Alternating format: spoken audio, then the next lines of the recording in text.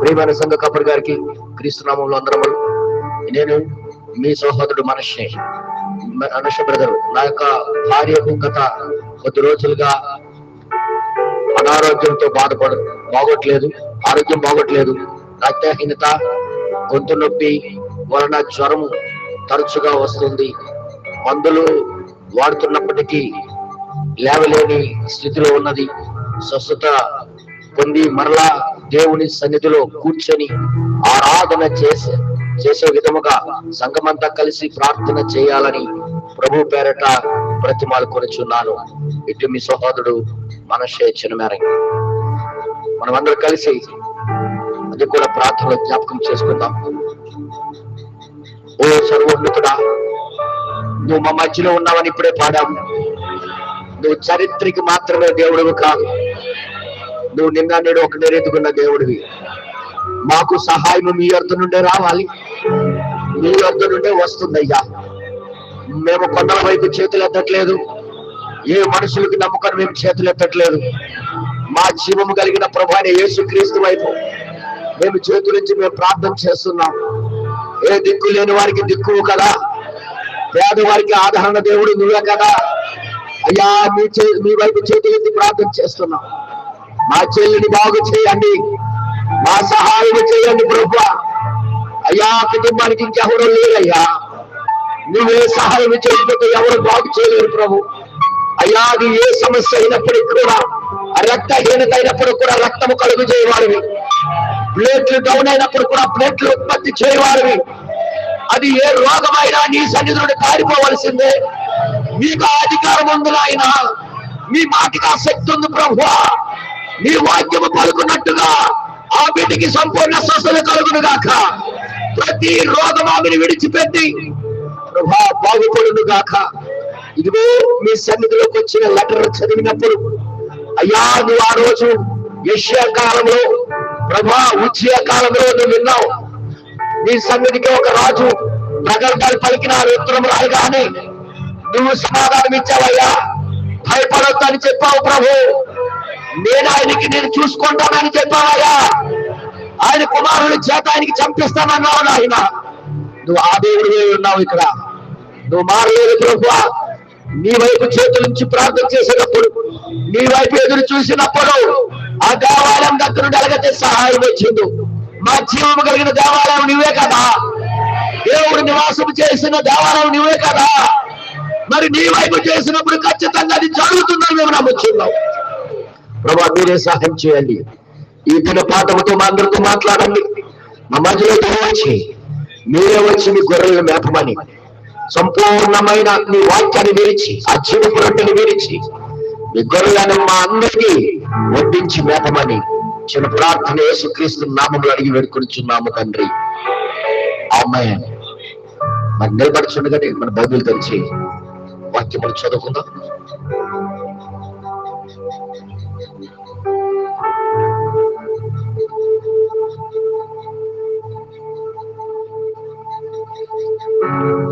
దానియేలు గ్రంథం 5వ అధ్యాయం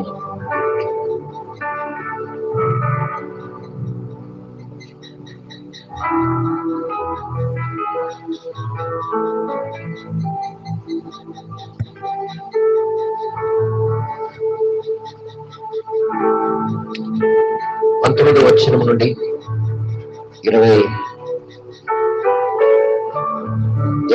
వచనం వరకు మనం చదువుదాం. 25 వరకు.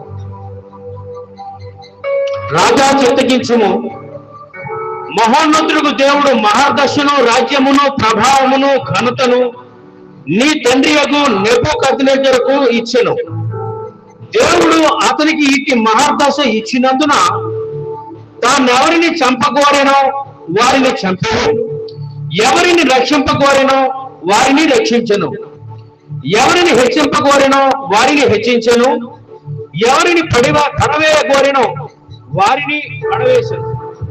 కాబట్టి సకల రాష్ట్రములను, జనులను, ఆయా భాషలు మాట్లాడేవాళ్ళను అతనికి భయపడుచు అతని ఎదుట వణుకుచూ ఉండి, అయితే అతడు మనస్సును అతిశయించి బలాత్కారము చేయుటకు అతని హృదయమును కఠినము చేసుకొనగా, దేవుడు అతని ప్రభుత్వమును అతని యొద్ద నుండి తీసివేసి అతని ఘనతను పోగొట్టెను. అప్పుడు అతడు మానవుని యొద్ద నుండి తరమబడి పశువుల వంటి మనస్సు గలవాడాయను.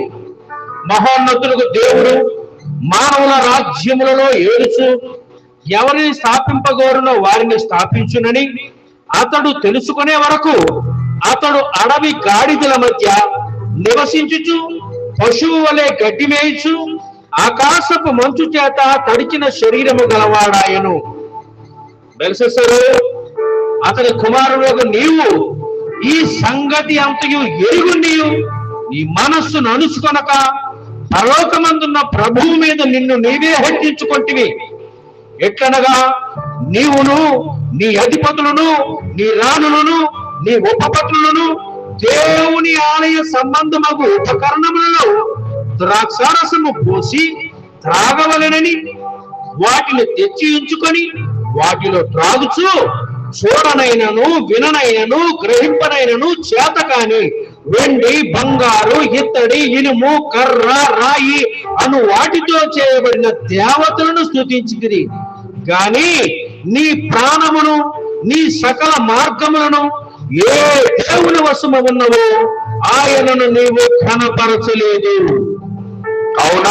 కావున ఆయన ఎదురు నుండి ఈ అరచేయి వచ్చి ఈ వ్రాతను వ్రాసిన శాసనం ఏదనగా మెనే మెనే టెకెల్ ఉపాసీన్. ఈ వాక్య భావమేమనగా మినే అనగా దేవుడు నీ ప్రభుత్వమును లెక్కలో చూచి నీ ప్రభుత్వ విషయములో లెక్క చూసి దాన్ని ముగించెను. టేకెల్ అనగా ఆయన నిన్ను త్రాసులో తోచగా నువ్వు తక్కువగా కనబడితివి. ఫేరెస్ అనగా నీ రాజ్యము నీ యొద్ద నుండి విభాగింపబడి మాదీయులకును పారసీకులకును ఇయ్యబడును.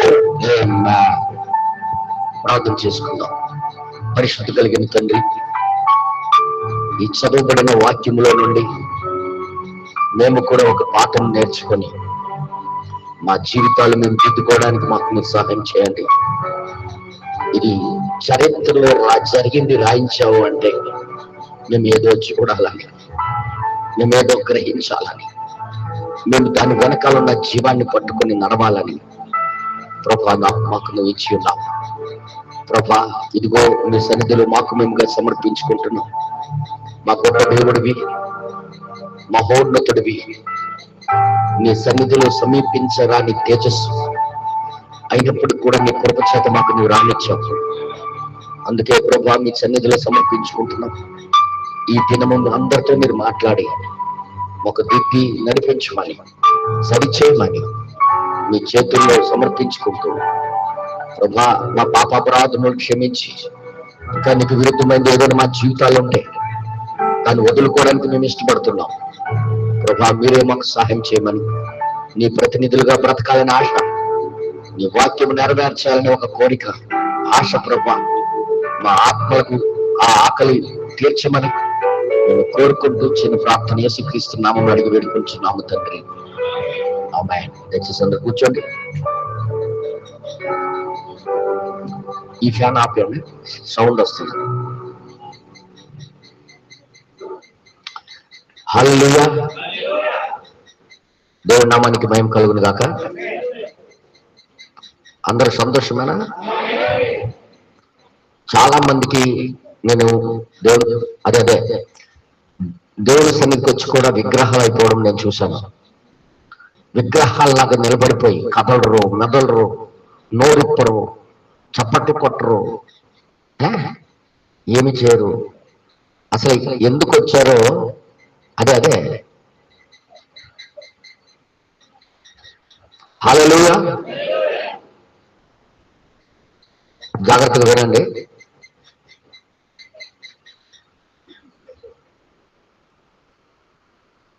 ఆయన సన్నిధికి వచ్చినప్పుడు ఆరాధన చేయడానికి రావాలి. ఆయన సన్నిధిలో విగ్రహాలు అయిపోవడానికి రాకూడదు. ఒకవేళ అలాగే నువ్వు ఇక్కడ అయితే నువ్వు వచ్చిన వేస్టే. ఆయన సన్నిధిలో ప్రవక్త ఈ విషయం చెప్పాడు. ఎప్పుడైనా బంతాటికి వెళ్ళినప్పుడు ఆ స్టేడియం నిండిన ప్రజలు కదలకున్న విగ్రహాలుగా ఉంటారా, లేక వాళ్ళకి కదలక ఉంటుందా? ఇల్లు ఆడపిల్లలు ఉండు, ఇప్పుడు కూడా నోరు తెరట్లేదు చూసారా? మీరు బొమ్మలమ్మ, మీరు మహా మహా గొప్ప బొమ్మలు, ఇంటి దగ్గర మాత్రం ప్రాణాలు పీడిచేస్తారనమాట మనుషులకి. ఇప్పుడే గుర్తుపెట్టుకోండి, ఎవరెవరైతే దేవుని సన్నిధిలో నోరు మూసుకుని ఉంటున్నారో ఆ నోరుని ఇళ్ళ దగ్గర, వాళ్ళ పనుల దగ్గర రాక్షసులుగా మార్చేస్తాడు దయ్యం. మీ నోరు దేవుడి కోసం వినియోగించుకోవాలనుకుంటున్నారో, లేక దయ్యానికి మీ నోరు ఇవ్వాలనుకుంటున్నారో మీ చేతుల్లోనే ఉంది. నేను మరీ చెప్తున్నా, ఆయన సన్నిధికి వచ్చినప్పుడు నువ్వు మూమెంట్ చూపించాలి. ఆయన సన్నిధికి వచ్చినప్పుడు నీ కథలకి ఏదో నువ్వు చూపించాలి. పూర్ణ బలముతో, పూర్ణాత్మతో, పూర్ణ శక్తితో ఆయన ఆరాధన చేయాలి. దాని గుర్తుగా చెప్పట్లేదు, చప్పట్లు కొట్టి ఆయన ఆరాధన చేయండి, గలమెత్తి ఆయన కోసం పాడండి అని ఎందుకు రాశాడు ఆయన? సర్వోన్నతుడైన దేవుడు ఆయన ముందుకు వచ్చినప్పుడు మనం నిశ్శబ్దంగా కూర్చోడానికి కాదు, నిశ్శబ్దంగా విగ్రహాలుగా ఉండి వెళ్ళిపోవడానికి కాదు. నీ కాళ్ళు చేతులు లేపి దేవుడికి మహిమ మార్చాలి. ఇంకా వీలుంటే కదులుతూ చప్పట్లు కొట్టలేదు, నాట్యమాడుతూ సంతోషంతో. ఎప్పుడు సంతోషం వస్తా తెలుసా? ఆయన జీవితంలో దేవుడు చేసిన మేలు గుర్తొచ్చినప్పుడు వారికి సంతోషం రావాలి.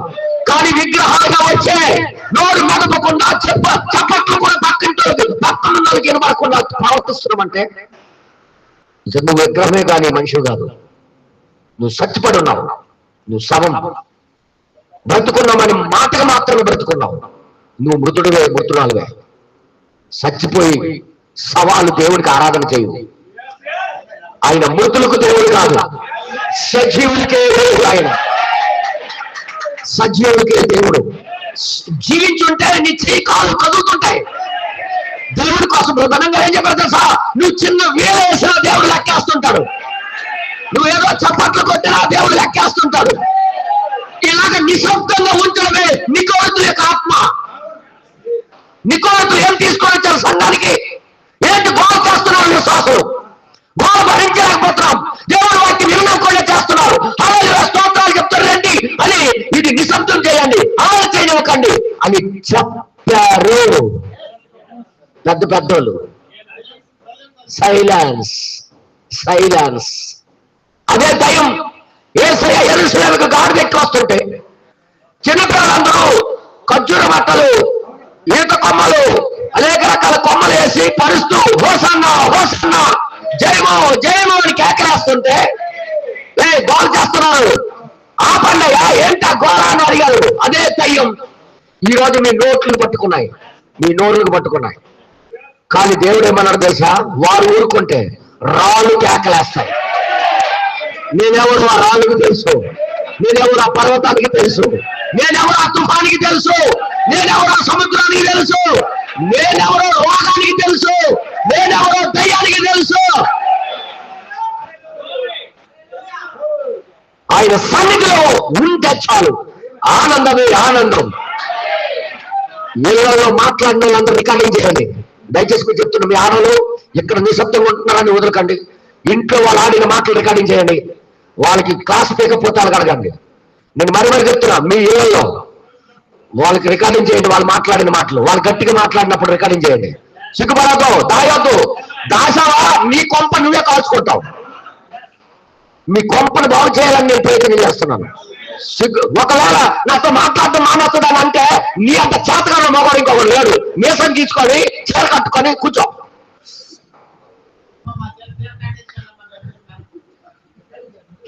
అందుకే మరీ నేను చెప్తున్నా, దేవుడి సన్నిధికి వచ్చి కూడా నిశ్శబ్దంగా ఉండడం నాకు నచ్చదు, నాకు నచ్చే ప్రసక్తి కూడా లేదు. దేవుడికి నువ్వు గట్టిగా నీ శక్తి ద్వారా నీకు ఎంతైతే బలం ఉందో ఆయన కోసం ఖర్చు చేయి. నీకు ఎంతైతే స్వరం ఉందో స్వరం ఎత్తి గట్టిగా పాడు. కొంతమంది చప్పట్లు పేకాట ఆడినట్టుగా, ఇలాగా పేకాట ఆడినట్టుగా. ఏటో ఓలమ్మో ఇలాంటి వాళ్ళ ప్రమాదం. మీ దేవుడు సన్నిధికి వచ్చి కూడా నిశ్శబ్దంగా ఉండడం నాకు నచ్చదు, నాకు నచ్చే ప్రసక్తి కూడా లేదు. దేవుడికి నువ్వు గట్టిగా నీ శక్తి ద్వారా నీకు ఎంతైతే బలం ఉందో ఆయన కోసం ఖర్చు చేయి. నీకు ఎంతైతే స్వరం ఉందో స్వరం ఎత్తి గట్టిగా పాడు. కొంతమంది చప్పట్లు పేకాట ఆడినట్టుగా, ఇలాగా పేకాట ఆడినట్టుగా. ఏటో ఓలమ్మో దేవుడి కోసం 2 చేతులు ఇచ్చాడు. చప్పట్లు కొట్టి ఎంత సంతోషంగా ఉండాలి. ఒక్క బాల్ 4 కొడితేనే లెగిసిపోయి స్టేడియం గొగ్గలు పెట్టేస్తుంది. ఆ బాల్ వల్ల వీడికి రాదు. ఆడు 4 కొడితే వీడికి పావలా రాదు. ఆడు 6 కొడితే వీడికి 5 పైసలు రాదు. కానీ లెగిసి గంతులేసి గొంతు పోయినట్టుగా అరిచి అరిచి కేకలేసి కేకలేసి కేకలేసి ఆడు ఆడకపోతే ఆడికి నష్టమా? ఏదో ఒక ఆత్మ వారికి ఉత్తేజపరుస్తుంది. అలాంటప్పుడు సర్వోన్నతుల దేవుడి సన్నిధికి మనకి రానిచ్చాడే. పరిశుద్ధాత్మ నీకు ఎంత ఆనందం ఇవ్వాలి, ఎంత సంతోషం ఇవ్వాలి. ఆఫ్లైన్ మనుషులు మీరు కొంతమంది చెయ్యత్తమంటే ఏమి ఎగస్ట్రాడు ఇలాగంటే తప్ప. మీకు తెలుసా 6 ఫుట్స్ లో 6వ పరిమాణం ఉంది. నువ్వు చెయ్యెత్తితే అబ్రహాము, ఇస్సాకు, యాకోబులు బలంగా ఉన్న స్థలానికి నువ్వు ముడుతున్నావు. అందుకే చేతులారా ఎత్తి దేవుడికి స్తోత్రం చెప్పాలి. ఆమేన్. కొంతమంది ఎలాగా ఆర్డర్ ఇచ్చినట్టుగా ఆశీర్వదించినట్టుగా నేను ఎక్కడ ఉంటాను ఆపుతుంటారు. అరే యార్. కొంతమంది ట్రాఫిక్ పోలీసు లాగా అరే యార్ చేతులు పైకెత్తు దేవునికి. మీ బైబిల్ రాబడింది, మీ చేతులు పైకెత్తి ప్రార్థన చేయండి. దేవుడు ఏదన్నా ఒక అర్థం ఉంటుంది. మీకు అందరూ తెలుసు కదా, దేవుడు ఏదన్నా దాని వెనకాల అర్థం ఉంటుంది. ఎందుకో తెలుసా, నీకు చేతులకు అందినంతకే పరదేశం ఉంది. ఇలాగ చేతులు ఎత్తి ప్రార్థన చేస్తే దేవదూతలు నివసించే స్థలానికి నువ్వు టచ్ చేస్తున్నావు. ఆ ఫీలింగ్స్ వేరు, ఆ ఆనందం వేరు, ఆ సంతోషం వేరు. ఇప్పటికేం చేతులు ఎత్తుతారా? అందుకే మీ వస్త్రాల వల్ల ఏదైనా ఇబ్బంది కలుగుతుందంటే ఇక్కడ కుట్టించుకోండి. ఇక్కడ కుట్టించుకొని ఇలా చేతులు ఎత్తండి. No problem. భయపడ అవసరం లేదు. నీ దేవుడికి కీర్తించడానికి కానీ ఘనపరచడానికి కానీ నువ్వు సిగ్గు కలిగి ఉండకూడదు. సిగ్గుపడేది ఒకటే దయ్యం. అందుకే నేను మరి చెప్తున్నా, వాక్య విషయంలో వాక్యం చెప్పినట్టుగా సంతోషంతో గెంతులు వేయాలి మనం అందరం. నువ్వు ఎవరు చూస్తున్నారో గెంతులు వేయడం అవసరం లేదు. ఎవరికి చూపించడానికి కాదు, నువ్వు ఎవరి సన్నిధిలో ఉన్నావో ఎరగాలి. ఒక రాజు అయ్యుండి కూడా దావీదు ఈ పదం ముందు నేను చీకైపోతాను కదా అనుకుని భయపడలే. ఆయన పై వస్త్రము జారిపోయినంతగా గెంతులేస్తున్నాడు ఆయన. ఎందుకో తెలుసా, ఆ వాక్యం లేకే బ్రతుకులు బాగోలేవు, ఆ వాక్యం లేకే రాజ్యాలు బాగోలేవు, ఆ వాక్యం లేకే జీవితాలు బాగోలేవు. అలాంటి వాక్యం వస్తుందంటే మరి ఎంత సంతోషించాలి. ఆ వాక్యం లేకే సౌలు రాజు ఓడిపోతున్నాడు, ఆ వాక్యం లేకే ఫిలిష్తీయులు మీదకి వచ్చి పడుతున్నారు. కానీ ఆ వాక్యమే ఈ రోజు వస్తుందంటే మనకి ఎంత ఆనందంగా ఉండాలి. అది దృష్టిలో పెట్టుకొని దావీదు గెంతులేస్తుంటే చూసింది ఆవిడే.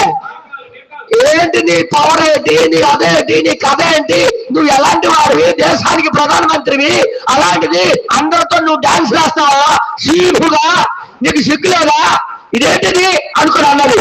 రేపు చూడు ఇంకా ఎక్స్ట్రా డాన్స్ వేస్తాను. ఎందుకో తెలుసా, దేవుని యొక్క ఆనందం అనుభవించినట్టుగా తెలుస్తాను. నేను మరి చెప్తున్నా, నోరు ఇప్పట్లో ఆరాధన చేసినప్పుడు, పాట పాడుతున్నప్పుడు దేవుడు ఇప్పట్లే. ఎందుకమ్మా మీరు నమ్ముతున్నారు దేవుడిని? దేని కోసం వస్తున్నాం మనం? విగ్రహాలుగా ఉండిపోవడానికి మనకి రాలే. ఆయన మృతులకు దేవుడు కాదు, సజీవులకే దేవుడు. సజీవులు మాట్లాడతారు, సజీవులు చప్పట్లు కొడతారు, సజీవులు దేవుడికి స్తుతిస్తారు. అందుకే ఒకరోజు ఏమన్నాడు తెలుసా, దావీదు ఏమన్నాడు తెలుసా, నేను చనిపోతే నీకు ఎవరు స్తుతిస్తారు, నేను సమాధికి వెళ్ళదలుచుకోవట్లేదు. ఎందుకో ఆయనకి మరణం అంటే భయమైన ఉద్దేశంతో కాదు, నిన్ను స్తుతించడానికి ఉండరా ఎవరు, నేను స్తుతిస్తా, నేను మిమ్మల్ని ఘనపరుస్తాను అన్నాడు. చూసారా? అందుకే గట్టిగా చప్పట్లు కొట్టాడు. నీ పక్కన ఉన్న వాళ్ళకి చెవు కర్ణ వేరే గిర్రు అనాలన్నమాట. గట్టిగా కొట్టండి. అలాగ ప్రతి ఒక్కరు కొడితే ఇదంతా దేవునికి మహిమపరచడం బట్టి దేవుడు సంచరించడం ప్రారంభిస్తాడు. మన మధ్యలో ఎవరైనా బలహీనులు ఉంటే బాగుపడతారు, బాగోలేని వారు స్వస్థత పొందుతారు. దేవుడు ఘనపరచడం వలనే యుద్ధాలు జయించారు, దేవుడు ఘనపరచడం వలనే రాజ్యాలు కూల్చేశారు, దేవునికి స్తుతించడం వలనే వాళ్ళ విజయాలు చూశారు, దేవునికి స్తుతించడం బట్టే శత్రు గుండెల్లో రైలు పరిగెట్టించారు. ఈ రోజు మనం ఇక్కడ ఆరాధన చేస్తుంటే చుట్టుపక్కల ఉన్న వాళ్ళందరూ వాళ్ళు ఎప్పుడు గొప్ప ఆనందంగా ఉంటారా. మన దగ్గరికి ఎమ్మెల్యే వచ్చినప్పుడు మనం ఎలాగే ఉట్టుకుంటున్న తుస్సు బాంబులు కాల్చేస్తామో వాళ్ళు నిజంగా కాలుస్తారు. వాళ్ళు అదృశ్య దేవుడు వచ్చాడని నమ్మి. నీకు చూసి ఇంకొకటి నిశ్శబ్దం అయిపోతున్నాడు అంటే గొప్ప ప్రాబ్లం అనమాట. అందుకే ఎవరు ఏమనుకున్నా నీ డ్యూటీ నువ్వు చేయాల. ఎవరో ఏమనుకుంటారో పక్కన పెట్టు, కానీ నువ్వు మాత్రం దేవుని కోసం స్తుతిస్తూ ఉండాలి. ఒకరోజు ఒక సిస్టర్ గారు తన నాన్న దేవుడికి నమ్ముకొని పరిశుద్ధాత్మ పొందిన తర్వాత ఇంట్లో గట్టిగా కేకలేని ప్రారంభించాడు. హల్లెలూయా ఆమేన్ నాకు తిరుగుతుంటాయి. లాస్ట్కి తన కూతురు దగ్గరికి పంపించాడు. అమ్మా మీ నాన్నకి ఏటో అయిపోయింది, ఏటో ఆ చర్చికి వెళ్ళి నుండి బ్రహ్మంగా చర్చికి వెళ్ళి నుండి బాప్తిజం తీసుకుని నుండి ఆయన జీవితంలోకి ఏటో అయిపోయింది. ఒక్క నిమిషం కూర్చోడమ్మా, ఎప్పుడు గెంతులు వేస్తుంటాడు, కేకలు వేస్తుంటాడు, ఈసారి నేను నోరుమోయా ఏదో పుస్తకాలు చదువుతుంటాడు, హల్లెలూయా అంటుంటాడు. ఏంటో అర్థమవుతామ్మా, ఏంటో అర్థమవుతా అనుకోనంటే అయితే మా నాన్నకి పంపించామని నేను చెప్తున్నాను. భౌగోళిక శాస్త్రం అనే బుక్ ఇచ్చింది, వర్తమానం బుక్ తీసుకోండి, భౌగోళిక శాస్త్రం అనే బుక్ ఇచ్చింది. అక్కడ ఇప్పుడు వెళ్ళిపోయింది. మా నాన్నకి బాగా నోరు వేయించాను, ఆ పుస్తకాలు చదివినప్పుడు అలా అరుస్తున్నాడు. ఇప్పుడు భౌగోళిక శాస్త్రమైన బుక్ ఇచ్చేసాను కాబట్టి ఇప్పుడు ఏడు చదువుతాడు చూస్తాను అనుకొని ఆమె పళ్ళకు అనుకుంటుంది. ఈలోగా మేడ మీదకి వెళ్ళిపోయి ఆ భౌగోళిక శాస్త్ర బుక్ చదివి భూమి గుండ్రంగా ఉండి తనకు తిరుగుతూ ఉండడం, అది తన క్రమము తప్పకుండా తిరగడము, ఇదంతా దేవుడే చేస్తున్నాడని గ్రహించి ఇంకా గట్టి ఆనందం ప్రారంభించాడు. ఇదేదైనా నాన్నకి అనుకొని వెళ్ళింది. నానా నువ్వు ఆ బుక్ చదవట్లేదు కదా, నేను ఇచ్చిన బుక్ అవసరమా, నీ దాంట్లోనే నా దేవుడు చూశాను నేను. బ్రదర్ ప్రతి దాంట్లో దేవుడిని నువ్వు చూడొచ్చు. నువ్వు లోపల దేవుడికి గట్టి పూసలో కూడా నువ్వు దేవుడిని చూడొచ్చు. పూలో నీకు దేవుడు కనబడతాడు, చంద్రుల్లో దేవుడు కనబడతాడు, సూర్యుడిలో దేవుడు కనబడతాడు, సముద్రంలో దేవుడు కనబడతాడు. హల్లెలూయా. నీ హృదయం దేవుడి మీద ఆనుకుంటే ప్రతి దాంట్లోని ప్రతి కార్యంలో దేవుడిని నువ్వు చూడగలుగుతావు. హల్లెలూయా. అర్థమైంది మీ అందరికీ? మీకు తెలుసా ఈరోజు డాలర్ విలువ పడిపోతుంది.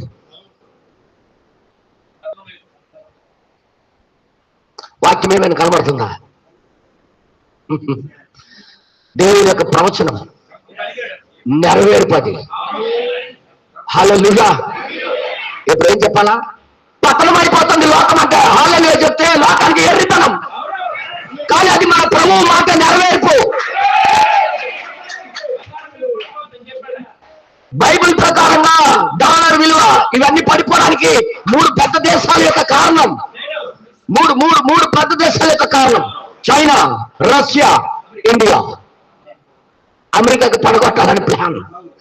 ఇదంతా వెనకాల జరుగుతుంది, కానీ పైకి పేపర్లో అమెరికా మంచి ఉన్నతమైన దేశం అని, అమెరికా మంచి గ్రేట్ దేశం, వాళ్ళ దగ్గర ఉన్న ఆయుధాలు చాలా పవర్ఫుల్ స్పీడ్ కలిగినవి, వాళ్ళ టెక్నాలజీ హైలైట్, వాళ్ళు ఏది అది అది అది అనుకుంటున్నారు. నా ప్రియ సహోదరుడా, ఇవన్నీ దేవుడు లెక్కేసి తూసి వదిలేశాడు.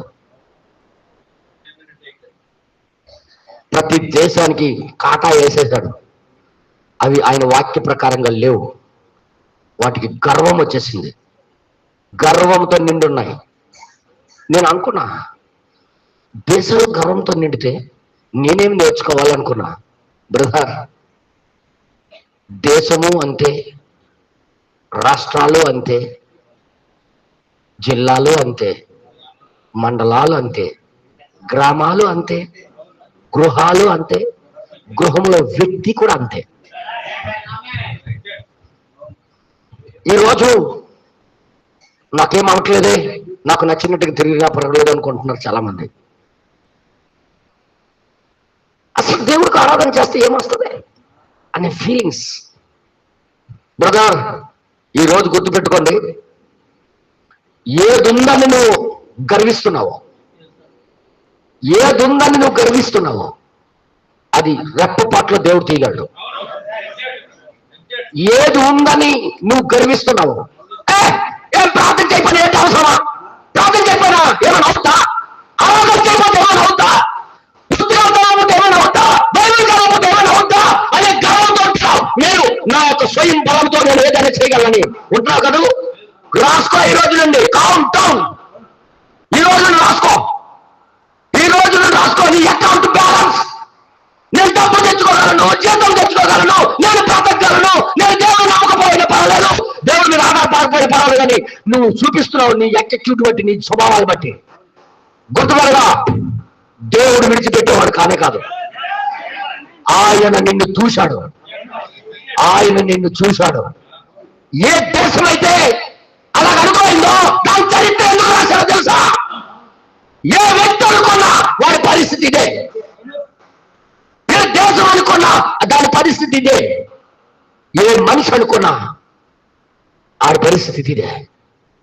దేవుడి దగ్గర నటించడం, దేవుడి దగ్గర పోరాటం, మునికోళ్ళకి ఎదురు తనడం ఎవరి తరం కాదు. చరిత్ర చూసుకోవాలి, చరిత్ర చూసుకోవాలి. ఆయనకి ఎదురు తన్ని జయం పొందేవాడు ప్రపంచంలో ఒక్కడు లేరు. ఆయనకి వ్యతిరేకించి జయం పొందేవాడు ఒక్కడు లేరు. మీ కళ్ళ ద్వారా వాళ్ళ నాశనం చూస్తారు మీరు. నేను వాస్తవంగా నేను చెప్తున్నా, ఒక్కొక్కరి జీవితాలు అలాగో తెలుసా? బైబిల్ చదవకపోతే ఏమైనా, మేము ప్రార్థన చేయకపోతే ఏమైనా అవుతా, వాక్యం చదవకపోతే ఏమైనా అవుతా అని గర్విష్ఠతో బ్రతుకుతున్నారు. అంటే నీ అర్థం, నీకు అన్ని సురక్షితంగా ఉన్నాయనా, నీకు అన్ని క్షేమాలు ఉన్నాయనా, నీకు లక్ష్యం ఉందనా, నువ్వు అనుకున్నవన్నీ జరుగుతున్నాయనా? నో. ఇవన్నీ కూడా దేవుడు ఒక్క నిమిషంలో నీ నుండి తీయగలడు, ఒక్క నిమిషంలో నీకు వదలగొట్టగలడు, రెప్ప పాటలో నీ ఫినిషింగ్ చేసి పెట్టగలడు ఆయన. అలాంటి దేవుడి దగ్గర నువ్వు లోబడకపోతే, సరైన నిర్ణయం తీసుకోకపోతే, ఈ రోజు నేను కౌంట్ డౌన్ చేసుకో. నువ్వు సరిగ్గా ప్రార్థన చేయకపోతే ఏమవుతా అన్నట్టుగా బ్రతుకుతున్నావు చూడు. ప్రార్థన చేయకపోతే ఏమైనా అవుతా, వాక్యం చదవకపోతే ఏమైనా అవుతా, ఏమవదు, ఏమవదు. ఈ మనుషులు కూడా దేవుడి పాత్రలో ఎడల వాళ్ళు అలాగే ప్రవర్తించారు. ఏమవుతా, ఆ గుడిలో నుండి మేము తీసుకొని వచ్చాము దానికి. గుడి లోపలికి ఎవరు వెళ్ళలేరు అనుకొని చెప్పారు వాళ్ళు, కానీ మేము లోపలికి వెళ్ళి తీసుకొని వచ్చాం దానికి. మాకేమైనా అయిందా, మాకేమైనా అయిందా, మాకేమైందా? ఈ రోజు నువ్వు చేతుల గేములు ఆడుకొని కూర్చుంటావు, చదువుకుంటూ గంటలు గంటల తరబడి గడుపుతున్నావు, సినిమాలు చూస్తున్నావు, నాకేం అవ్వట్లేదు, నాకేం అవ్వదు. కౌంట్ డౌన్, క్యాలెండర్లో టిక్ పెట్టుకో. ఈ రోజు నుండి దేవుడు నీకు సహించుకొని కూర్చోడు, నువ్వు కూర్చోడు. బబులోను రాజ్యం అలాగే అనుకోండి. చుట్టుపక్కల మాకు క్షేమం ఉంది, ప్రపంచ దేశాలంటే మేమంటే భయం, మాకు ప్రతి ఒక్కరు లోబడి ఉండాలి అని అనుకున్నారు. కానీ వాడి గురించి ఒక ప్లాన్ వెనకాల జరుగుతుందని వాడికి తెలియదు. ఒక మనిషి అంతా సురక్షితంగా ఉంటుంది అని అనుకునేటప్పుడే వాడు పాపంలో పడిపోతాడు. నేను సురక్షితంగా ఉన్నాను, నాకేం అవదు అనుకునేటప్పుడే వాడు శిక్షలోకి గురవుతాడు. వర్తమానం చెప్తుంది ఆ విధంగా. హల్లెలూయా. బబులోను రాజ్యం ఏమనుకున్నారు? మాకుంట కట్టిన గోడలే అంత పవర్ఫుల్, మాకు సెక్యూరిటీ అంత ఉంది, మా దేశంలో ఉన్న సైనికులు అలాంటి వాళ్ళు, మా దగ్గర ఆయుధాలు అలాంటివి, మా దగ్గర మిషనరీ అలాంటిది, మా దగ్గర డబ్బు అంత ఉంది, మేము క్షేమం కొన్నాం, మా దగ్గర ధనము వెండి బంగారాలు అంటున్నాయి, మాకెవడు ఏం చేయలేడు అనుకుని ఎర్రవీగాయి. ఫెరల్ హార్బర్ గురించి ఎంతమందికి తెలుసు? ముగ్గురికే తెలుసు, నలుగురికి తెలుసు. మిగతా ఫెరల్ హార్బర్ తెలుసు కదా? ఏం జరిగింది అక్కడ? అమెరికా నేవీ సైన్యం, బోట్ల మీద యుద్ధం చేసే సైన్యం, వాళ్ళు ఏమనుకున్నారు? విందు చేస్తున్నారు, పార్టీలు చేసుకుంటున్నారు, హ్యాపీగా విందు చేసుకొని ఆడుతున్నారు, సంతోషంతో ఉన్నారు. ఈలోగా ఒక చిన్న కవర్ వచ్చింది. శత్రు దేశం నుండి ఏదో సౌండ్ వినబడుతుంది, అక్కడ విమానాల సౌండ్. అంటే ఇప్పుడు మన దేశం వైపు చూసినాడు ఎవడరా అని లెక్క చేయలేదు.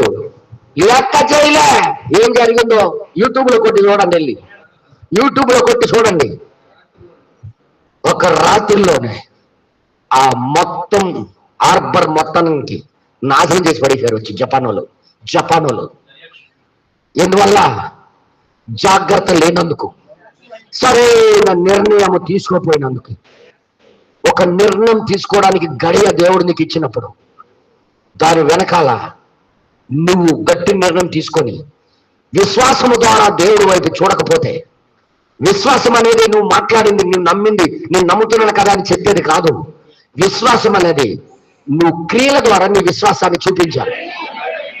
విశ్వాసం ఉందని చెప్పడం కాదు, విశ్వాసం ద్వారా నీ క్రియలు కూడా చూపించాలా. నీకు విశ్వాసం ఉందని నీ క్రియలు రుజువు చేయాలా. ఏదో నేను మాట్లాడుతున్నాను, నువ్వు నమ్ముతున్నావని, దేవుడి అందులో లోబడుతున్నావని నీ క్రియలు చూపించాలి.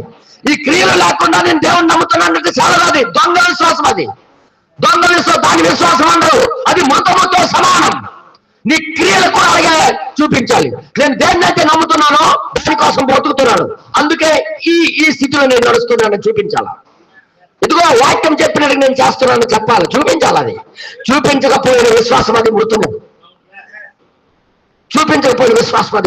నువ్వు దేవుడు నమ్ముతున్నావు అని చెప్తే ఎవరు నమ్మేది ఇక్కడ లేడు.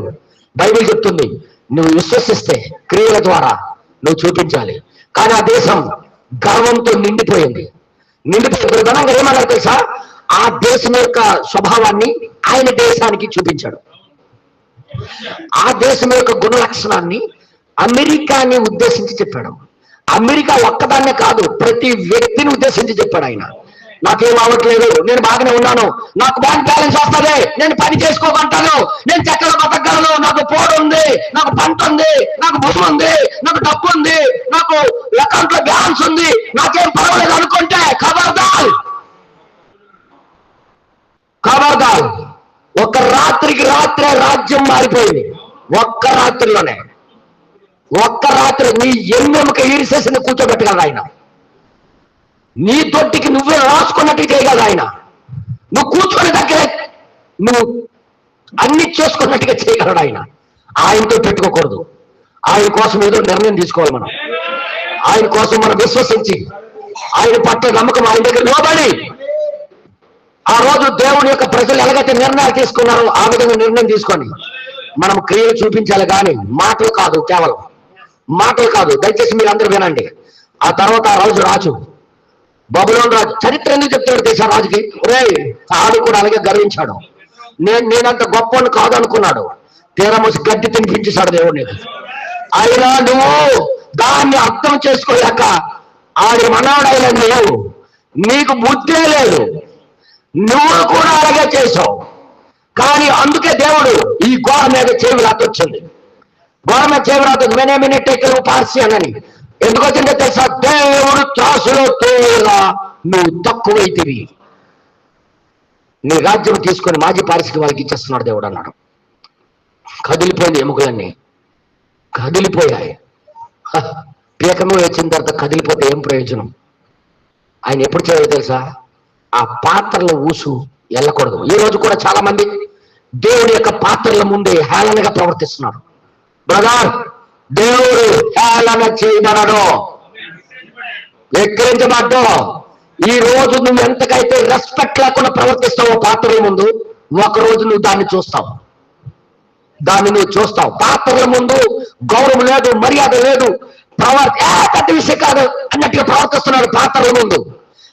దేవుడి యొక్క పాత్రల ముందు ఎగస్ట్రాలు చూపించిన వాళ్ళందరికీ కూడా చరిత్ర ఏం చూపించిందో చదవండి బైబిల్లో. చరిత్రలో ఏం జరిగిందో చదవండి బైబిల్లో.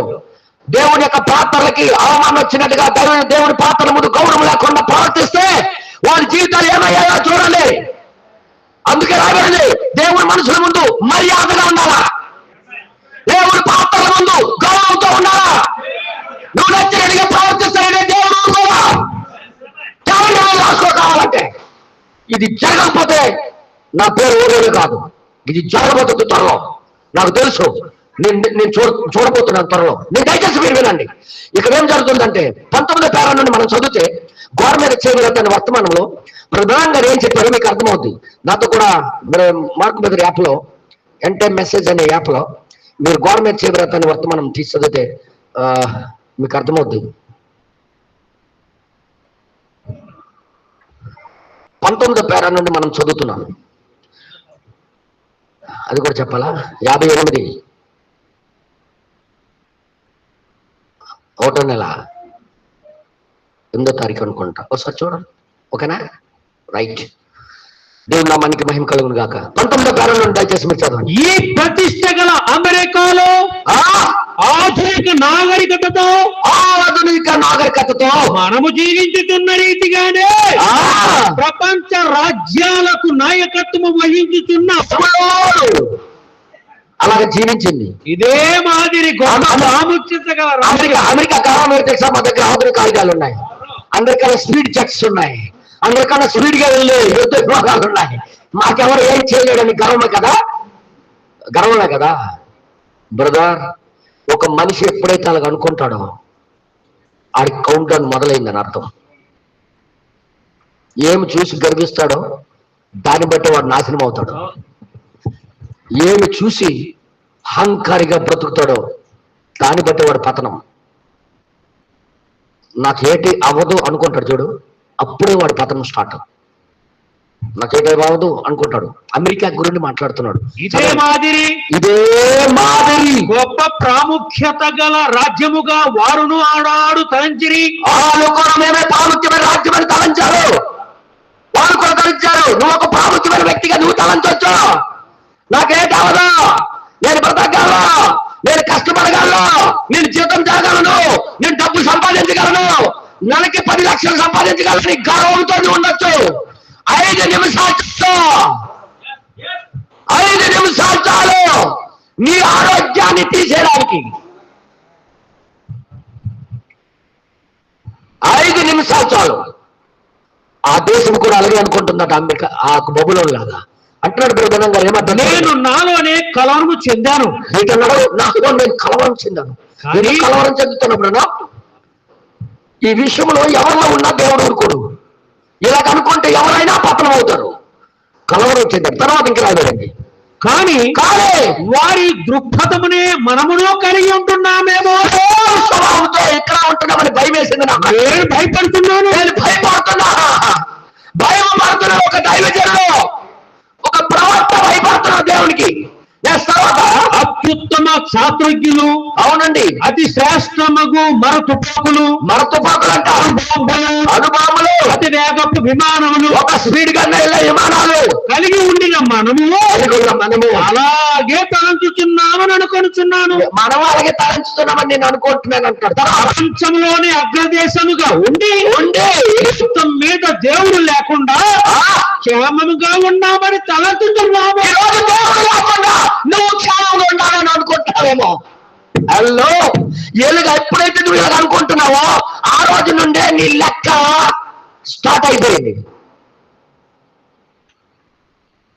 గర్వంతో మాట్లాడినాడు కదే చెప్పండి. గర్వంతో మాట్లాడిన దానికి అదే చెప్పండి. ఏమి చూసే అహంకారం, ఏది చూసి నీ అహంకారం, ఏది నీకు కాపాడగలదు? నీ బ్యాంక్ బ్యాలెన్స్ కాపాడదా? నీ ఉద్యోగాన్ని కాపాడుతుందా? నీ డబ్బుని కాపాడుతుందా? నీ పనిని కాపాడుతుందా? ఏది కాపాడేది ఏమీ లేదు. యెహోవా ఏ పట్టణాన్ని కావాలా కాయకపోతే ఆ కాసేవాడి యొక్క ప్రయాసం వ్యర్థం. నిన్ను దేవుడే కాపాడకపోతే నువ్వు రాత్రి పగలు బాదం పప్పుతో తిన్నా అది వ్యర్థమే. చాలా మంది సీడ్స్ తింటుంటారు. అది తినొద్దని నా ఉద్దేశం కాదు, దయచేసి అర్థం చేసుకోండి. దేవుడే నీకు ఆరోగ్యము ఇచ్చి కాపాడకపోతే నీ సీడ్స్ నీకు కాపాడలేవు. నో, మన విత్తనాలు మనకు కాపాడవు. నో, మన యొక్క ఏంటది మనం తినే ఫ్రూట్స్, మనం తినే ఆహారము మనకు కాపాడదు. ఒక్క నిమిషంలో ఇవన్నీ పోగలవు. ఎంతమంది కోటేశ్వర్లు హాస్పిటల్ పాలవ్వట్లేదు? వాళ్ళు రాత్రిం పగలు చాలా జాగ్రత్తలు వహించిన వాళ్ళు. రాత్రిం పగలు వాళ్ళు డాక్టర్ సలహా లేకుండా ఇది చేయరు. ప్రతిదీ కూడా అలాంటి వాళ్ళే హాస్పిటల్ పత్రులు అయిపోతున్నారు. దేవుడు కాపాడకపోతే ఎవరు సురక్షితం వారికి సురక్షితం కానే కాదు. నేను మరీ చెప్తున్నాను, దేవుడే కాపాడకపోతే. బ్రహ్మాండంగా చెప్పారు, నేను ఆఫ్రికా అడవుల్లోకి వెళ్ళా, వాళ్ళు తాగి నీళ్లు చూసా, వాళ్ళు తాగి నీళ్లు పొగ నీళ్లు పచ్చగా ఉన్నాయి, ఎన్నో క్రిములతో నిండున్నాయి, కానీ 2 చేతులతో ఎత్తి వాళ్ళు తాగేస్తున్నారు. కానీ నాకన్నా 1000 రెట్లు బాగా చూపు కలిగి ఉన్నారు వాళ్ళు.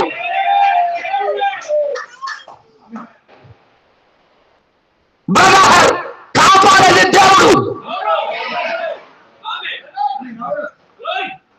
ఒక మనిషికి ఆరోగ్యం వచ్చేది దేవుడు. దేవుడు చేయలేవు. అందుకే అమెరికా నువ్వెక్కడుకో నాకు భయం వేస్తుంది. స్పీడ్గా వెళ్ళే విమానాలు ఉన్నాయి మా దగ్గర, అణుబాంబులు ఉన్నాయి. ఎవరి దగ్గర మేము భయపడే అవసరం లేదు. మా టెక్నాలజీ మాకు కాపాడేస్తుంది. నీ టెక్నాలజీ 5 నిమిషాలకు పడగొట్టగలడు ఆయన. నీ టెక్నాలజీ 5 నిమిషాలు పడగొట్టగలడు ఆయన. ఏ సాటిలైట్ కూడా పనిచేయకుండా చేయగలడు ఆయన. 1 సెకండ్లో ఆయన దగ్గర పెట్టుకోండి. ఒకటి, ఆయన దగ్గర నిర్ణయించి బ్రతకడమే ఒక చరణమై ఉన్నది. హల్లెలూయా. ఏమంటున్నాడు చూడండి ఒకసారి, చదవండి. అది చాలా చక్కని పోలిక. అది చెక్క బబులోను రాజ్యం లాగే దీనికి పోలిక. దేవుడు ఎన్నడూ మారడు. ఆయన మారడు. అన్నోళ్ళందరికీ నేల కనిపించడం ఆయన గొప్ప ఇష్టం. ఇలాగ అన్నోళ్ళకి ఇస్త్రీ చేయడం గొప్ప ఇష్టం ఆయనకి. గర్విష్ఠుడికి నేల కనిపించడం ఆయనకి గొప్ప ఇష్టం, బాగా తెలుసు. తర్వాత ఇంకేమండి, పాపం పట్ల ఆయన వైఖరి అప్పుడు ఉన్నట్టుగానే ఇప్పుడు ఉన్నట్టుగా ఈ రోజు కూడా ఉంది. ఇక్కడ చోటు లేదు. క్రీస్తునందు మాత్రమే నీకు నాకు భద్రత. క్రీస్తునందు మాత్రమే. క్రీస్తు కోసమే నిర్ణయం చేసుకోవాలి. చెప్పండి తెలుసా, ఈ రోజు నువ్వు వాక్యం కోసం తీసుకున్న నిర్ణయం సరైన నిర్ణయం కాకపోతే మనకు 5 సంవత్సరాలు మహాచండాలుగా మారిపోబోతున్నావు. కానీ ఈ రోజు దేవుడి కోసం తీసుకున్న నీ నిర్ణయం 5 సంవత్సరాల్లో మరొక ఉన్నతంగా మార్చేస్తున్నది. ఆ నిర్ణయంలో ఉంది. ప్రధానంగా ఇంకా చదువు. ఈ గొప్ప పట్టణంలోనికి ప్రపంచంలోని ఏ సైన్యము దండెత్తి ప్రవేశించు మార్గము లేదని అనుకోని మాకేమవదు, ఎవరు దూరలేని వాళ్ళు అనుకున్నారు. కానీ వీళ్ళకి తెలియకుండా వెనకాల దేవుడు లెక్కేస్తున్నాడు అవతల. వీళ్ళ పాపాలు ఎక్కువైపోయినాయని దేవుడు మాజీ పార్షిక వాళ్ళకి పంపించి, వాళ్ళు మరీ దరిద్రులు మన ఇండియా నుండి వెళ్ళారట. అర్థమైంది మీ అందరికీ? మన ఇండియాస్తులను ప్రవక్త అన్నాడు. మన ఇండియా నుండి వెళ్ళి ఏం చేశారంటే, వాళ్ళ యొక్క ఊర్లో నుండి ఆ మహాబబులోని పట్టణం నుండి మధ్యలో నుండి నైల్ నది ప్రవహిస్తుంటది. అది బయట నుండి వచ్చి పట్టణంలో దూరి, చెప్పండారా, ఊరు మధ్యలో నుండి వెళ్తుంటది. దానికి ఇలాగా కట్టి దాని మీద గోడ నిర్మించి, ఎవరొచ్చినా నైల్ నదిలో ముసలు ఉన్నాయి, ఎవరిని ఈత కొట్టేస్తే అవి తినేస్తాయి. మీద నుండి సైన్యం అది, ఫుల్ సెక్యూరిటీ. డాన్స్ వేయండిరా, తాగండ్రా, నేను డాన్స్ వేసుకొని హ్యాపీగా ఉన్నా, మాకెవరు మనకి ఎదురులేదు అనుకుంటున్నారు వీళ్ళు. అలాంటప్పుడు వీళ్ళు ఏం చేశారంటే, వెనకాల శత్రువుకి ఆజ్ఞాపించాడు. వీళ్ళేం చేస్తున్నారు, రాత్రికి రాత్రే వెళ్ళి వాళ్ళు నైలు నది దిశను మార్చేస్తున్నారు.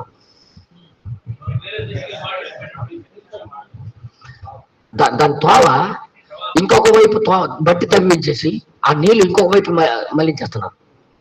ఎందుకంటే నీళ్ళు ఫుల్గా పరిగెడుతున్న దాన్ని నీళ్ళు ఇంకొక వైపు అయితే అది ఖాళీ అయిపోతే ఈజీగా వెళ్ళిపోవచ్చు.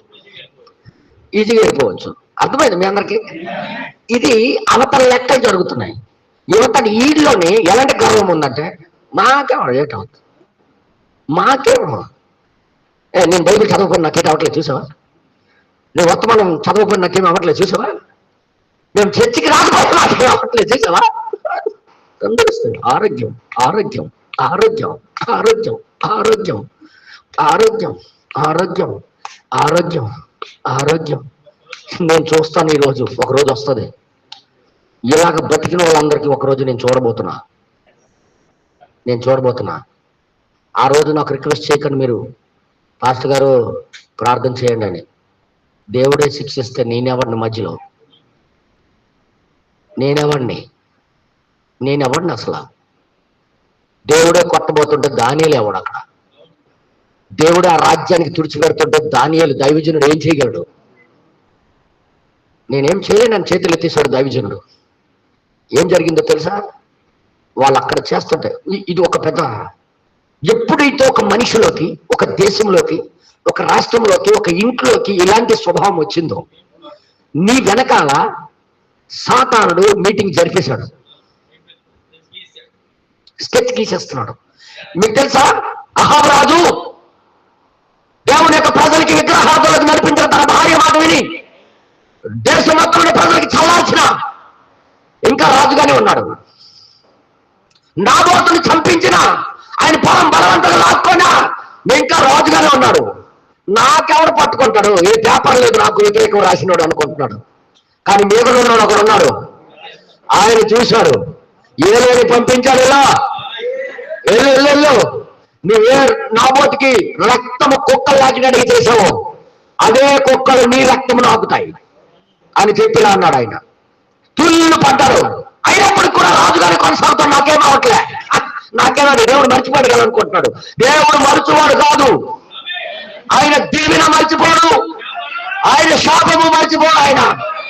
ఆయన మర్చిపోడు. కానీ కొద్దిగా రోజులు తేడా, కొద్దిగా గర్వం. ఏ నోటు ద్వారా దేవుడు అంటే నాకు పర్వాలేదు అన్నాడు, ఆ దేవుడు రాళ్ళకు లేకపోతే చచ్చిపోతాడని ఏడిసే రోజు వస్తుంది. ఇది వాస్తవం. ఈ రోజు దేవుడి పాత్రలు అంటే గౌరవం మర్యాద లేదు, విలువ లేకుండా ప్రవర్తిస్తుందా.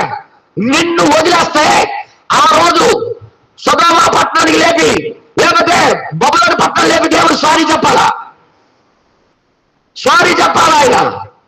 అలాగే సారీ చెప్పే స్థితికి తీసుకుని రాడు ఆయన. ఏం జరిగిందో తెలుసా? అహాబు రాజు క్షేమంగా ఉన్నాను అనుకున్నాడు. ఇంకా రాజ్యం నడుస్తుంది, ఇంకా యుద్ధాలు చేస్తే విజయం ఈయనే గెలుస్తున్నాడు. అక్కడ అన్ని దేశాలు ఈయనకే భయపడుతున్నాయి, చిత్తు కడుతున్నాడు, అన్నీ బాగానే ఉన్నాయి. కానీ వెనకాల సాతానుడు దేవుడు ఒక మీటింగ్ పెట్టుకున్నాడు. ఎవరి కోసం తెలుసా? నాకేం అవ్వదు అనుకున్నాడు కోసం. అది మేకా చూశాడు.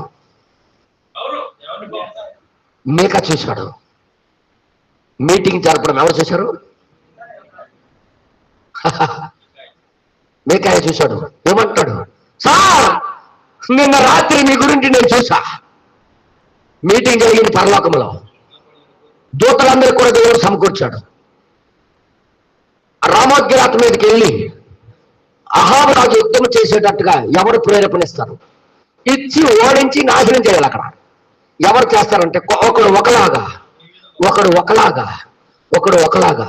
కానీ మధ్యలో ఒక దురాత్మ లేచి, నేను వెళ్తా, నేనైతే ప్లాన్ గీసాను. ఎలాంటి ప్లాన్ అంటే, బ్రదర్, ఎవడైతే నాకేం అవ్వదు అనుకుంటున్నాడు, నాకేమి జరగదు అనుకుంటున్నాడు, వాని వెనకాల మీటింగ్లు జరుగుతుంటాయి.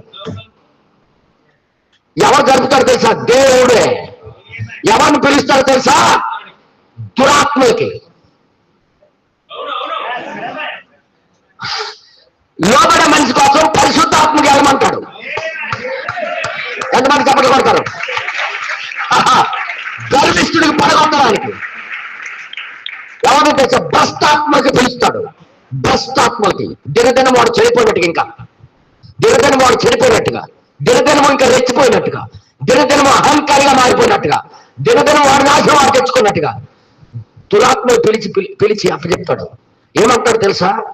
ఆ రాత్రి నీకోసం మీటింగ్ జరిగింది, నేను చూశాను. ఒక దురాత్మ లేచి రామోద్గిలాకి వెళ్ళినట్టుగా మీ ప్రవక్తల నోట్లో అబద్ధమాడే ఆత్మగా నేను చేస్తాను. వాళ్ళ మాటలు నమ్మి ఖచ్చితంగా వెళ్తాడు. నాకేం అవదు అనుకున్నాడు కదా ఆయన. ప్రవక్తల మాట, ఆయన నియమించుకొని ప్రవక్తల మాట వినేవాడు కదా, వాళ్ళకే నేను అబద్ధమాడేటట్టుగా చేస్తాను. అంటే నువ్వు అనుకునేది చేసి జయం పొందుపో. ఎంతవరకు రాజ్యం సురక్షితంగా నడిచింది, నాకేం అవ్వలేదు అనుకున్నాడికి వెనకాల ప్లాన్ జరుగుతుందని తెలియదు. నువ్వు ఎప్పుడైతే నేను బాగానే ఉన్నాను, నేను ఇలాగే బ్రతుకుతాను, సరే నేను నిర్ణయం తీసుకోను, నాకు నచ్చినట్టుగా నేను చేస్తాను, అయినా నాకు బాగానే ఉన్నాను కదా అనుకుంటున్నావేమో, నీ వెనకాల మీటింగ్స్ అవుతున్నాయి. అందుకే ఒక సరైన నిర్ణయం తీసుకోండి. మోషేలాగా నిర్ణయం తీసుకోండి. మోషే నిర్ణయం ఎలాంటిదో మీకు చూపిస్తాను. హల్లెలూయా, హల్లెలూయా. ఏం జరిగిందన్న మీటింగ్ లో? వచ్చి మేకాయ చెప్పాడు, నువ్వు ఖచ్చితంగా వెళ్ళినట్టుగా చేశారు వాళ్ళే.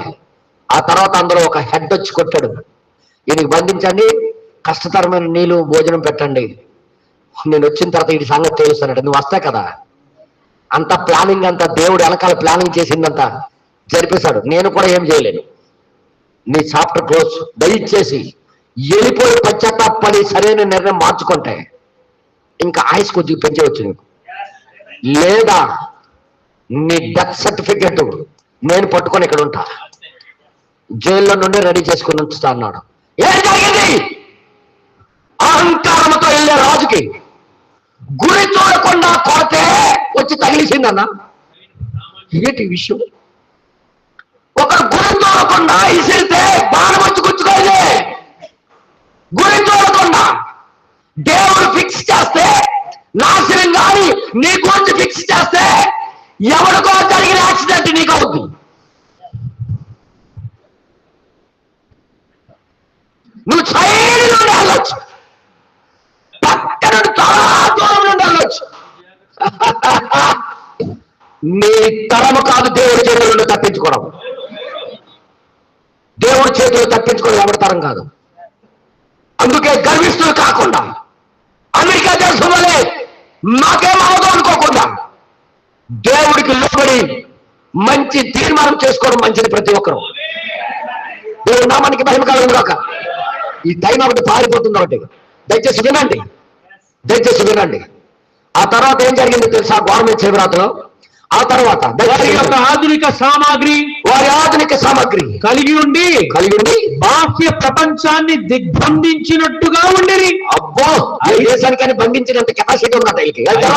అయితే మదీయ పారసీకాను పిలువబడు దుష్ట రాజ్యము ఇప్పుడు ఇండియాలోని హిందువులు ఎన్నో మైళ్ళ దూరం నుండి యూఫ్రటీస్ నది గమనమును మార్చి యూఫ్రటీస్ నది గమనము కాలువ తిప్పారన్నా ఇందాక. ప్రాకారముల కింద నుండి, ప్రాకారాలు కింద నుండి ఈ పట్టణంలోనికే ప్రవేశించుటకు అవునండి నది లోయను తవ్వుచున్నారని వీరు తెలుసుకోలేకపోయి. మీటింగ్ జరుగుతున్నా వీళ్ళకి తెలియలేకపోయారు. ఏ మనిషిలో పోయి గర్వం వస్తాడో ఆడి వెనకాల ఇదే జరుగుతుంటది, అదే జరుగుతుంటది. అర్థమైంది మీ అందరికీ? అంత భద్రంగా ఉన్నామని తలంచినప్పుడే జరిగింది. అంత భద్రంగా ఉన్నా నాకేంటి? బైబిల్ చదివితే ఏంటి, బైబిల్ చదవకపోతే ఏంటి, వర్తమానాలు వింటే ఏంటి, వినకపోతే ఏంటి, ప్రార్థనకి వెళ్తే ఏంటి, వెళ్ళకపోతే ఏంటి, మేమైతే సురక్షితున్నాం, మేమైతే సురక్షితుకున్నాం అనుకునే ఆత్మలకి ఈ రోజు ఈ వర్తమానం వ్యతిరేకం. నువ్వు అనుకుంటావు ఇంట్లో కూర్చొని నేను క్షేమంగా ఉంటానని. నువ్వు అనుకుంటావు దేవుడి సన్నిధికి వెళ్ళకపోయినా పర్వాలేదు, నేను బాగానే ఉన్నాను అనుకుని. నీ ఛాలెంజ్ చేస్తున్నా, ఎప్పుడైతే నువ్వు అలాగ అనుకుంటున్నావో నీ మటుకు నువ్వే కూలిపోతున్నావు. ఇప్పుడు వినండి, ఇప్పుడు వినండి. నాకు అంతా సరిపోయినదని ఒకడు తలంచినప్పుడే ఏమన్నా నాకే రూపాయలు నాకు హ్యాపీ, నాకు అవసరం, దేవుడు అవసరలే, మాకు అవసరలే, మాకు చూడండి అవసరలే, 40 సంవత్సరానికి 20 బస్తాలు 30 బస్తాలు వచ్చింది పిల్లలే అనుకుంటారు చూడు. అప్పుడే వారిని పాపము పట్టుకొని ఆరంభించినట్లుగానే ఇది ఉన్నది. హల్లెలూయా. ఎంతమంది చప్పట్లు కొడతారు? హల్లెలూయా. అంటే దీని వెనకాల అంత క్షేమము, అన్ని సెటిల్మెంట్, నాకు హ్యాపీ, మంచి అంటే లగ్జరీస్ లైఫ్ జీవించే జీవితం ఉందా, నో ప్రాబ్లం, నో ప్రాబ్లం అనుకుంటాడు. ఎప్పుడు వాడి లెక్క కౌంట్ డౌన్ అవుతుందన్నమాట. నేను చెప్పలేదు, వర్తమానం చెప్తుంది.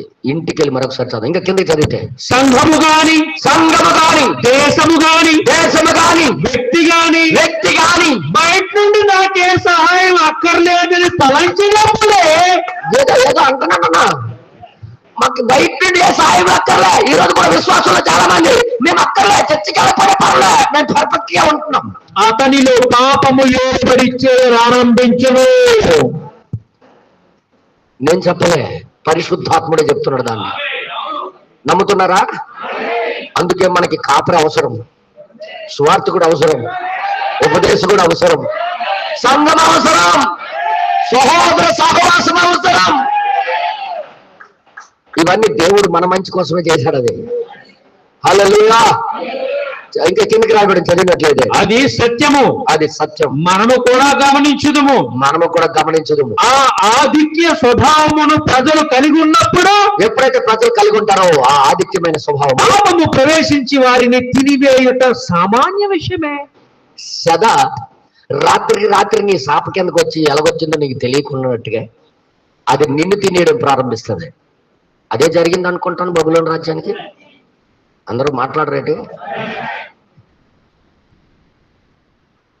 కాబట్టి ఆ, వారు ఆ ద్వారములు మూసినప్పుడు తాము క్షేమంగా ఉన్నామని వారు అనుకోని, ద్వారాలు మూస్తే మాకేవడం ఆవిడ వస్తాడు రా, 20 మంది తోయాల గేటు. లోపల ఎలకలాలు తవ్వుకొని వెళ్ళిపోతాను వీళ్ళు. సముద్ర నదినే రూట్ మార్చేశాడు దాన్ని. అదంతా లోపల ఉన్నడికి తెలియదు. అంటే లోపల ఈడు సురక్షితంగా ఉన్నాను అనుకుంటున్నాడు, బయట ప్లానింగ్ జరిగిపోతున్నాయి. అహాబు రాజు కూడా ఇదే జరిగినట్టుంది.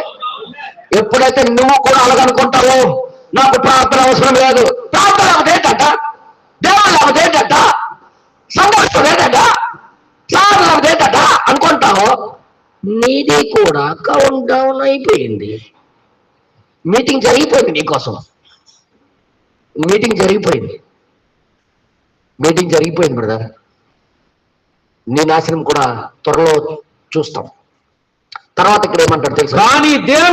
కానీ దేవుడు పరము నుండి తొంగి చూస్తున్నాడు. పరము నుండి తొంగి చూస్తున్నాడు. పాపము ఏ దేశముకైనా, ఏ దేశంకైనా, ఏ సంఘముకైనా, ఏ సంఘముకైనా, ఏ పట్టణానికైనా, ఏ పట్టణానికి, ఏ గ్రామానికైనా, గ్రామానికి, ఏ వ్యక్తికైనా, ఏ వ్యక్తికైనా అది నిందయే. నింద తీసుకుని వస్తుంది. తర్వాత ఇంకేమంటాడు? మన యొక్క ఈ గొప్ప సామాగ్రి మన అనునియంత్రపు జలాంత గాములు, సెకండ్కు చాలా 100 మైళ్ళు ఎగిరిపోగల మన జెట్ విమానాలు, ఒక్క నిమిషంలో శబ్ద పరిధిని దాటిపోగల విమానాలతో మనమును అలాగే తలంచుతున్నామేమో అని ఆశ్చర్యపడుతున్నాను. ఈ వర్తమానం తోచేస్తుందేటో అని బాధ కలుగుతుంది నాకు అంటాడు ప్రవక్త. కానీ అమెరికా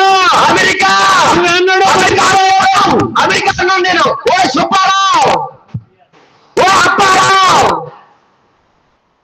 నీ పతనం నువ్వు కోరుకోకు, ఒక సరైన నిర్ణయం తీసుకో. ఎన్నడూ మర్చిపోవద్దు.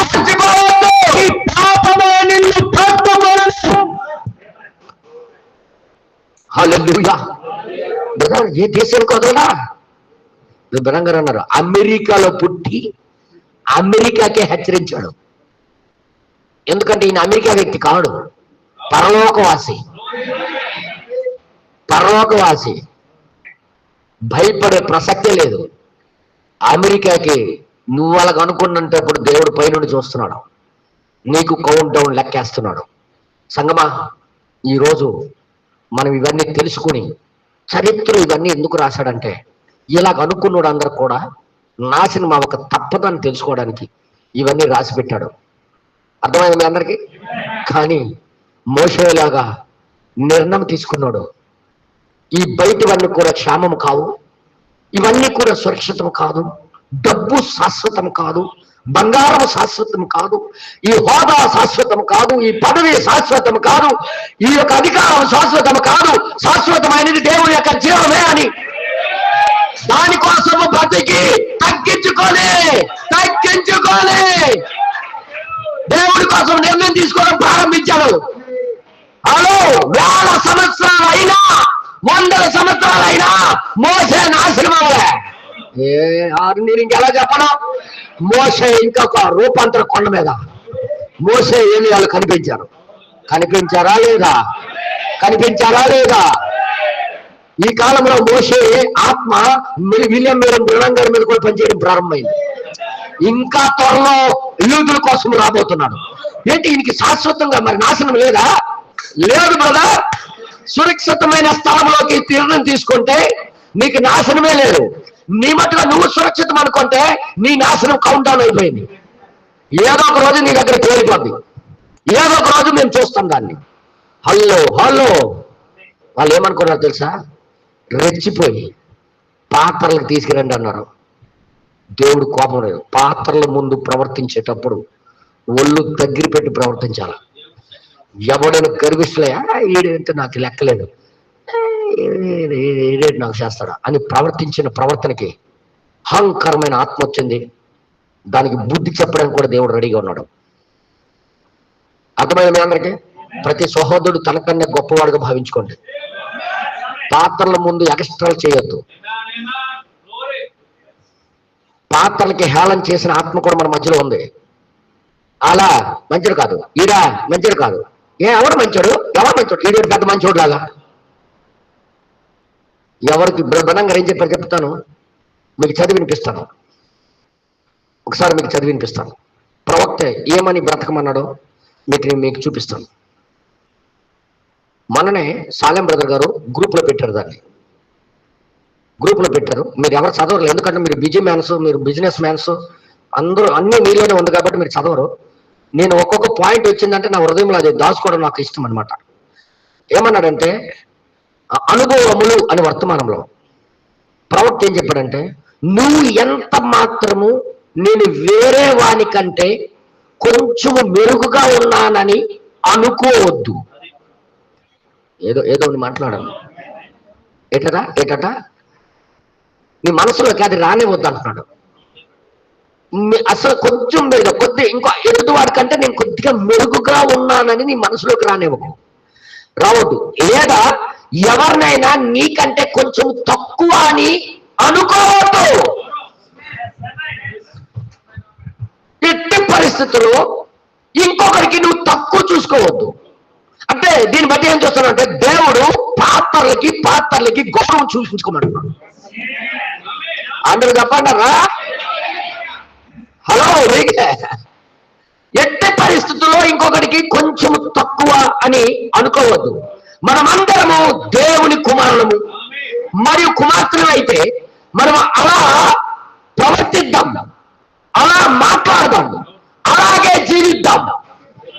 అందరూ చప్పట్లు కొడతారా?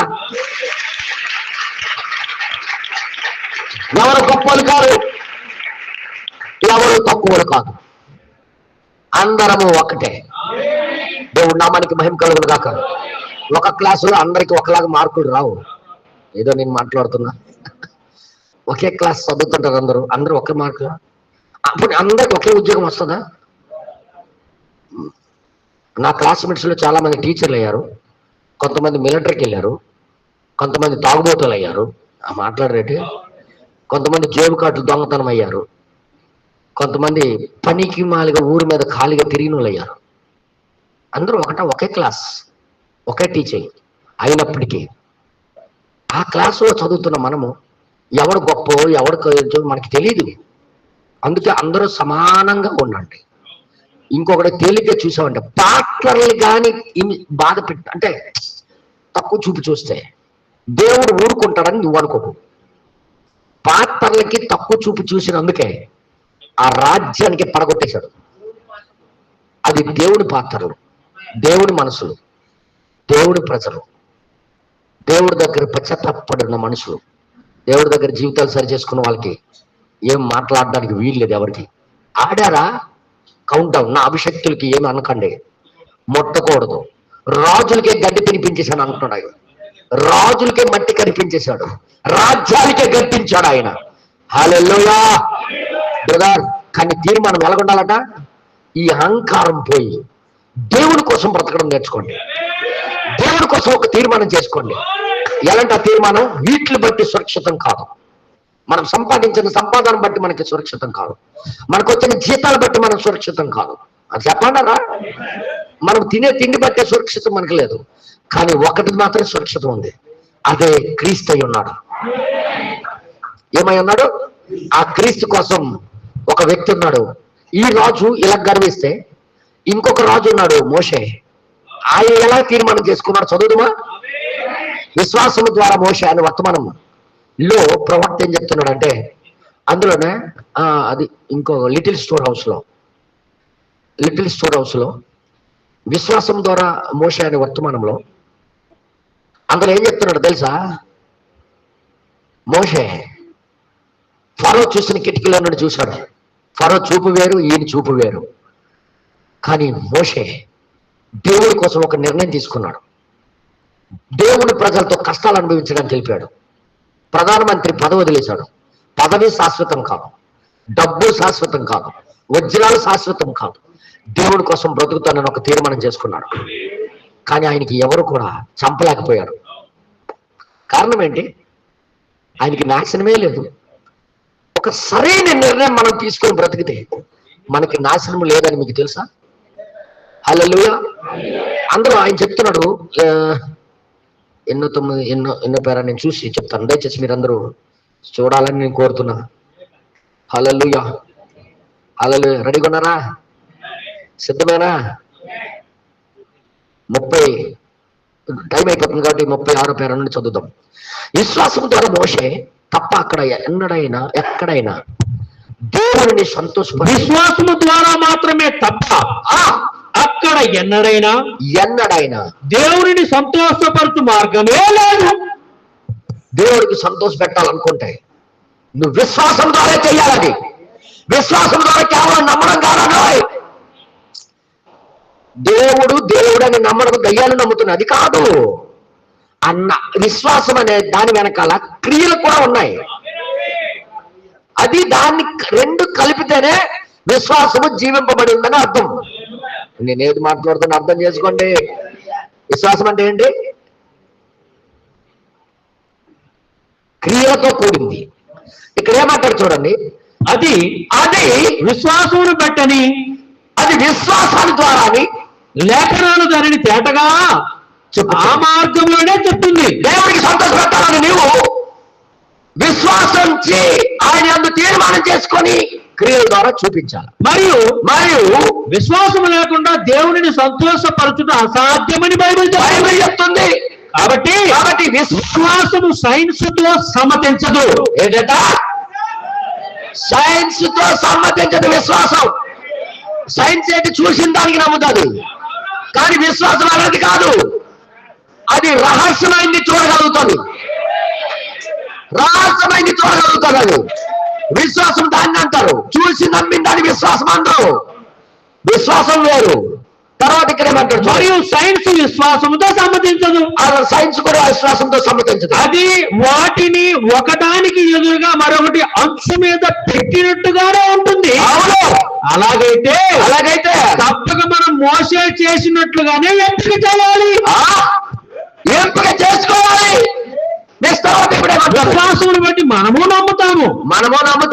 ఇప్పుడు మనము విశ్వాసమును పోగొట్టుకున్నట్టయితే అప్పుడు మన ప్రార్థనలకు ఎన్నడూ దేవుడి ద్వారా జవాబు రాదు. విశ్వాసం పోగొట్టుకోవడం అంటే క్రియలు లేకపోయిన విశ్వాసం. విశ్వాసించాము, దేవుడికి నమ్మాము, వర్తమానం నమ్మామంటారు, క్రియ చూపించరు. నువ్వు నమ్మితే నీ క్రియ చేసి చూపించాలా. దేవుడి కోసం ఇదిగో ఈ వర్తమానం నమ్మాను కాబట్టి, వర్తమానం చెప్పింది కాబట్టి దానికోసం నేను ఇలా చేస్తున్నాను అని చెప్పాలా, చూపించాలా. ఏమమ్మా ఏంటారా ఏమన్నారు? వర్తమానం అంటే ప్రేమ ఉందని నీ జీవితం ద్వారా నువ్వు చేసిన పనులు బట్టి చూపించాలా. నేనేం మాట్లాడుతున్నా అర్థమైందా? తర్వాత ఇక్కడ ఏమంటాడు? అనగా దేవుని యొద్దకు వచ్చేవాడు మొదట దేవుడు ఉన్నాడనియో, దేవుణ్ణి శ్రద్ధగా వెతుకు వారికి తప్పక ఫలము దేవుడు దయచేయువాడనియో నమ్మవలను కదా. కాబట్టి మనము విశ్వాసమును పోగొట్టుకున్నట్లయితే కొంతమంది ప్రార్థనలకి రద్దు ఎందుకు అవుతున్నా తెలుసా? విశ్వాసం ఉంది కానీ క్రియలు లేవు. ఇది నిజం బ్రదర్, ఇది సత్యం బ్రదర్ అని నమ్ముతారు కానీ దాన్ని చెప్పినట్టుగా చేయరు. దానికోసం ఏదో త్యాగం చేయరు, నిర్మాణం చేసుకోరు. తర్వాత ఇక్కడ ఏమంటారు? మనం ఎక్కడికి వెళ్ళలేము. కాబట్టి ఉదయమున మనము ఆలోచించగలిగేదంతా విశ్వాసమును పట్టుకొని ఉన్నట్టున్న కూర్చి. అలాంటప్పుడు అవునండి, మనము విశ్వాసమును పోగొట్టుకుంటే మన ఆశలన్నీ వెళ్ళిపోతాయి. మనము విశ్వాసమును పోగొట్టుకుంటే అవునండి మన ఆత్మ సంబంధమైన యథార్థత అంతా వెళ్ళిపోతుంది. మోషే దేవుణ్ణి నమ్మాడనే రుజువు ఏంటి? ఆయన చేసిన పనులు చెప్పన్నారా? ఆయన చేసిన క్రియలు. ఆయన ఏం చేశాడు? పదవిని నమ్ముకోలే, దేశాన్ని నమ్ముకోలే, డబ్బుని నమ్ముకోలే, ఆయుధాన్ని నమ్ముకోలే, తను నేర్చుకున్న విద్యను నమ్ముకోలే, దేవుని నమ్ముకొని మట్టి తొక్కడానికి వెళ్ళిపోయాడు. అక్కడ ఉన్న యవనస్తులు ఏమనుకుంటుంటారు, ఈడేమి ఎర్రోడరా, ఆ పోస్ట్ కోసం మేము ఎంతమంది ఎదురు చూస్తున్నాం, మేము లైన్ కట్టేసి ఉంటారు. ఈడు ఒక మెంటోడు కాకపోతే మరొకడు. కానీ విశ్వాసం ఏం చేసిందో తెలుసా, దీనికన్నా దాటి చూసింది, పదవి కన్నా దాటి చూసింది, ఆరోగ్యం కన్నా దాటి చూసింది, ఆయనకున్న పవర్ కంటే దాటి చూసింది. దానికోసం నిర్ణయం తీసుకున్నాడు మోషే. ఆమేన్. ఎంతమందికి అర్థమవుతుంది? సంగమా, ఈరోజు విశ్వాసం ఉందనుకొని దానికోసం నిర్ణయం తీసుకోకుండా, దానికోసం బ్రతకకుండా, నాకు విశ్వాసం ఉందండి, వర్తమానం నేను నమ్ముతున్నానండి, వర్తమానం అంటే నాకు ప్రాణం అండి, నాకు నిజంగా ఇష్టమండి అన్నం కాదు. ఇష్టమైతే మోషేలాగా క్రియ చేసి చూపించు, అప్పుడు నమ్మొచ్చు. నిజంగా విశ్వాసం ఉంది నీకు వర్తమానం పట్ల. అందరు చెప్పండారా? సాలెం దగ్గర హోటల్లో వంకాయ కూర నాకు గొప్ప ఇష్టమని నేను అన్నాను అనుకో, ఆ వంకాయ కూర తెచ్చి వెనకాల నుండి పారేశాను అనుకో, అప్పుడు ఆయన దగ్గర అన్న మాట ఏమంటాడు ఆయన? మాటలు మాత్రం కోటలు దాటిపోతారా పాస్టర్ గారు, నువ్వు నిజంగా ఇష్టమైనప్పుడు తిని చూపించాలా అండ. అసలు వంకాయ కూర నాకు నచ్చదా ఆ హోటల్ది, చెప్పేస్తున్నాను. నేను తిన్నాను, ఒకరోజు తిన్నాను, ఇంగ్లాండ్ గుర్తొచ్చేసింది నాకు. అంటే ఉదాహరణ చెప్తున్నాను. నాకు నచ్చదు. ఇష్టం ఉందని కూడా చెప్పి పట్ల వెనకాల ఇసేస్తున్నాను అంటే అర్థం ఏంటి? నేనేం మాట్లాడుతున్నా అర్థమైంది మీ అందరికీ? అలాగే వర్తమానం అంటే ఇష్టం అంటే వర్తమానం గురించి ఏం చేసావో చెప్పు. అరో, వర్తమానం గురించి ఏం వదిలేసావో చెప్పు. వర్తమానం గురించి ఏమేమి చేసావో చెప్పు. వర్తమానం చెప్పినట్టుగా నువ్వేమేమి నిర్ణయాలు తీసుకోవో చెప్పు. ఇలాగ మాట్లాడితే కోపం వచ్చేస్తా ఒక్కొక్కరికి. నాకు తెలుసు, కోపం వచ్చినా మీ మంచి కోసమే నేను మాట్లాడుతున్నాను. కోపం వచ్చినా పర్వాలేదు, తిట్టుకో, కొట్టుకో, ఏటి అనుకో, కానీ నేను చెప్పక తప్పదు. ఇది నీకు విశ్వాసం ఉంది అంటున్నావు, ఏది చేయకుండా నాకు విశ్వాసం ఉంది దయ్యంలాగా నమ్ముతున్నావు నువ్వు. అలాగైతే దయ్యానికి తెలిసేది సత్యమని, దయ్యానికి తెలిసేది నిత్యమని. మరి బెనంగడికి ఏమన్నా తెలుసా? ఆయనకు వచ్చిన దర్శనాలు కళలు బట్టి, ఆయన చూసిన దర్శనాలు బట్టి వాళ్ళందరూ వాళ్ళ పాస్టర్ ఏమన్నారు తెలుసా? నీకు దయ్యం పట్టేసింది అన్నారు. ఒక ఆమె ఉదయం నుండి సాయంత్రం వరకు కూర్చోండి అక్కడ. ఆమె ఎవరో ఈయన తెలియదు, ఈమె ఎవరో ఆయన తెలియదు. ఆ అమ్మ మాత్రం దారిలో కూర్చొని ఉదయం నుండి సాయంత్రం వరకు ఈ త్రోవలో బలంగా రాబోతుందని ఆమె లెక్కలేసి చూసింది. నక్షత్ర శాస్త్రం, నక్షత్రాలు బట్టి చూసుకొని ఎదురు చూస్తుంది. ఏమన్నా తెలుసా? హలో బలం, నువ్వు పలానా నక్షత్రంలో పుట్టావు కాదు, పలానా నక్షత్రం పుట్టావు కాదు, నువ్వు పడమర వైపు వెళ్ళబోతున్నావు కాదు, పడమర వైపు వెళ్తే నువ్వు దీవించబడుతున్నావు కాదు అని చెప్పాను. వారసు చెప్పాను చదివినట్టుగా. ఆ వీళ్ళేమో పూర్ణ ఇదే దయ్యం చూసింది నాకు అనుకోని పారిపోతున్నాడు. దయ్యానికేమో దైవజనుడిని చూస్తుంది, దేవుడు మనుషులు అనుబంధాలు మాత్రం దయ్యం పట్టింది అంటారు. బ్రదర్, దాన్ని బట్టి చూస్తే దయ్యానికి బాగా విశ్వాసం ఉన్నట్టు. అది కాదన్నా, విశ్వాసము క్రియతో చూపించాలి. నువ్వు విశ్వాసిస్తున్నావని దేంతో చూపిస్తావు? నువ్వు వర్తమానం ఉంటే ప్రాణం అంటే నువ్వు దేంతో చూపిస్తావు, నిరూపిస్తావు. దాని గురించి నువ్వు తీసుకున్న నిర్ణయమే దాని పట్ల నీకు విశ్వాసం ఉందని చూపించాలి. హల్లెలూయా. ఏదో నేను మాట్లాడుతున్నా అర్థమవుతుంది మీ అందరికి? హలో, మీకు భోజనాలు పెట్టడం తప్పు అయిపోయిందా? ముందుగా మీకు భోజనం పెట్టాము, వాక్యం బాగా వినాలని. నువ్వు సరైన రీతిగా నువ్వు వినకపోతే ఆ భోజనం జీర్ణం అవుతారా? నేను పెట్టిన ఉద్దేశం ఏంటి తెలుసా? వాక్యముతో పోషించబడాలని. హల్లెలూయా. భోజన పదార్థం కాదు దేవుని రాజ్యం. దేవుడు వాక్యముతో చెప్పిన రూట్లోకి రావాలన్న దేవుడి కోరిక. హల్లెలూయా. అర్థమవుతుందా? ఏనండి, మీరు అందరూ బాగుండాలని నా కోరిక. మీ కడుపులు చల్లగా ఉండాలని, అంటే బేగ జీర్ణం అవ్వాలన్న ఆశ. అర్థమవుతుందా? మీరు చక్కగా ఉండాలని, వాక్యం కోసం బ్రతకాలని నా కోరిక. తినండి, వినండి, వినండి, తినండి. అందుకే దేవుడు రోజు మన్నా కురిపించేవాడు వాళ్ళకి. తినండి, రండి నా వెనకాల, తినండి నా వెనకాల రండి, మాంసం తినండి నా వెనకాల రండి. ఏదో ఏదో ఏదో అనుకొని చెప్పుకుని అంటే మేము తిండితే బాగుంది, మాకు ఇక్కడ అక్కడ అక్కడ అనే తిండి కోసం ఆలోచిస్తే అదే పాయిజన్ అయిపోయింది, పాయిజన్ అయిపోయింది. అర్థమవుతుంది మీ అందరికి? తినండి, వినండి, తినండి, వినండి, వినండి, చెయ్యండి, వినండి, చెయ్యండి. ఇంకేమంటాడు తెలుసా? ఏలయనగా ఏలయనగా నీవు చూసే వాటి యందు నీవు విశ్వాసము కలిగి ఉండలేవు. అవును, కారణం నీవు చూసేవన్నీ నశించిపోయేవే. మనము ఒక గొప్ప వ్యక్తి వైపు, అవునండి, ఒక గొప్ప సేవకుని వైపు చూడకూడదు, లేక ఒక గొప్ప సంఘం వైపు చూసినట్లయితే ఒక దినమున అవన్నీ నశించిపోతాయి. గొప్ప సంఘం అన్నా, అనరు అనరు, గొప్ప వ్యక్తి అయినా మీకే.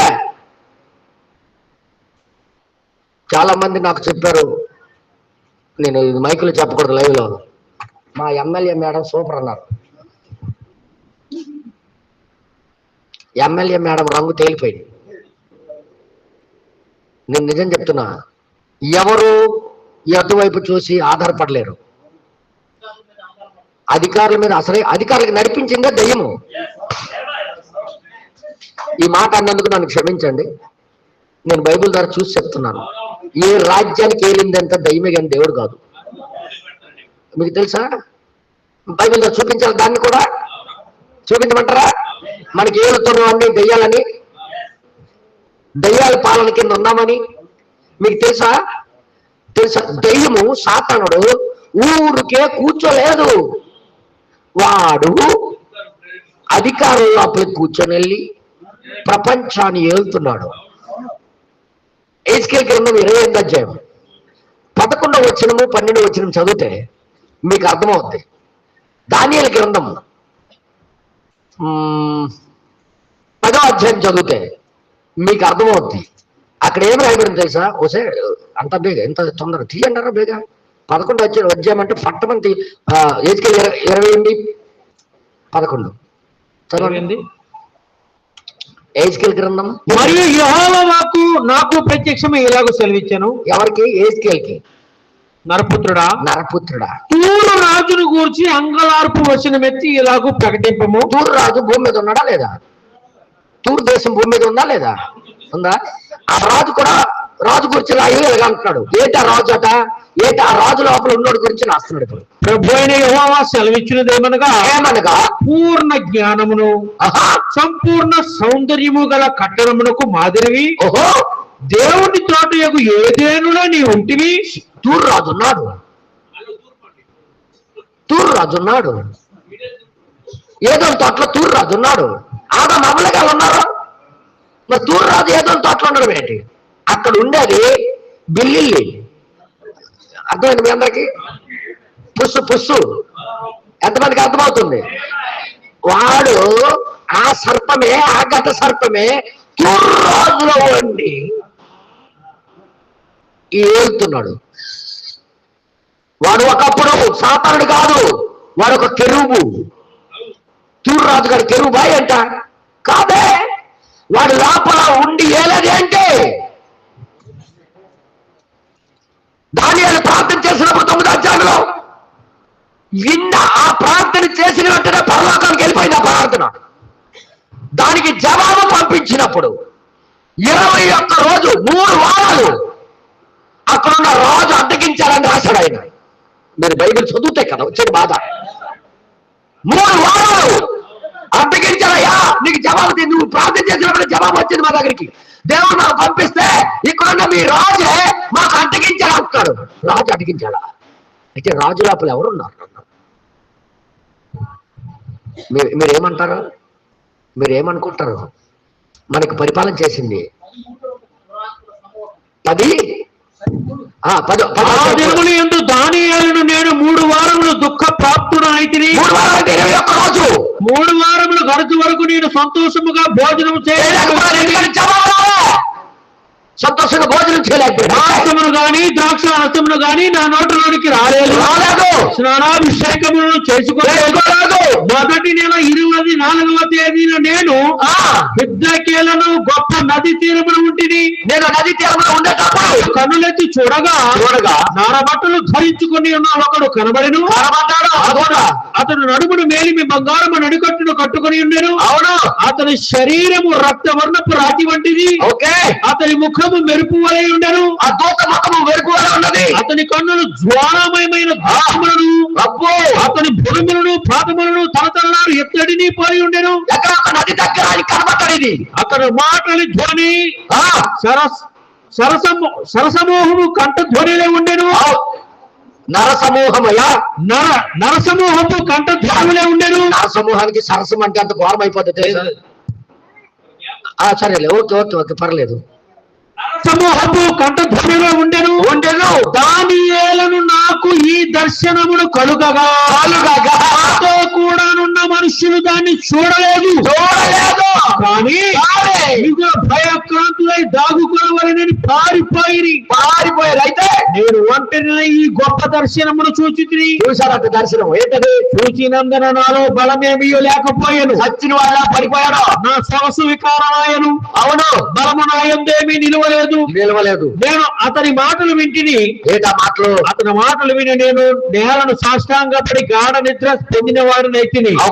అప్పుడు ఒకడు చేతితో నన్ను ముట్టి నా మోకాళ్ళను అరచేతులను నేలమోపి నన్ను నిలవబెట్టి దానియేలు నీవు బహుపీడవు గనుక నేను నీ యొద్దకు పుట్టబడి తిని నీ దగ్గరికి పంపబడ్డాను.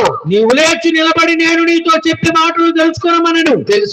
అతని మాటలు నాతో చెప్పగా నేను వణుకుతూ నిలబడ్డా. అప్పుడు అతడు దానియేలు భయపడకు, నీవు తెలుసుకొనవలనని నీ మనస్సును అప్పగించి 9 దేవుడి ఎదుట నిన్ను నువ్వు తగ్గించుకొని ఉపవాసం ఉండి ప్రార్థన చేసినప్పుడే నీ ప్రార్థన దేవుడి దగ్గరికి వచ్చింది. సరయ్యా, అక్కడ నుండి ఆ మొదటి దినం మొదలుకొని నీవు చెప్పిన మాటలు వినబడినవని కనుక మొదటి దినం మొదలుకొన్నప్పుడు వినబడది నీ మాటలను బట్టి నేను వచ్చి తిని పారసీకుల రాజ్యాధిపతి 21 దినములు నన్ను ఎదిరించను. What is this? ఇదేంటిది? ఎవరు అడిగిస్తున్నారు? పారసిక రాజులు ఎవరు ఉన్నారట? ఎవరు మాట్లాడరేంటి? బ్రదర్, మీరు బైబుల్ గాని జాగ్రత్తగా చదివితే దానియేలు గ్రంథంలో దేవుడు 4 రాజ్యాల గురించి చెప్పాడు. బబులోను రాజ్యం చెప్పరాదు, మాజీ పారసికులు, గ్రీకు, రోమన్ అండ్ ప్రజాస్వామ్యం. ఈ రాజ్యాలన్నింటిలో దేవుడు రాజ్యాలు కావాలి. ఈ రాజ్యాలన్నింటిలో దయ్యమే వెళ్తుంది, పనిచేస్తుంది. మాట్లాడరు. అందుకే చేతి సహాయం లేకుండా ఒక రాయి రాబోతుంది. ఆ రాయి ఎవరో కాదు, ప్రభువైన యేసుక్రీస్తు. ఈ రాజ్యాలన్నీ పడగొట్టబోతున్నాడు దేవుడు. ఎందుకు పడగొడుతున్నాడంటే ఆ రాజ్యాల్లో ఉండేదే వాడు. రాజుల్లో, మన మినిస్టర్స్ లో, మన గొప్పోళ్ళలో ఎవరున్నారు అనుకుంటున్నాం? తెల్లటి డ్రెస్ వేసుకున్న దయ్యాలు. అర్థమైందా? ఏంటంటే నమస్కారం ఎవరు చేస్తున్నావు? గేటు దగ్గర నిలబడి ఎవరు కొడుతున్నాడు సెల్యూట్? మా ఇమ్మానాయల్ దగ్గర.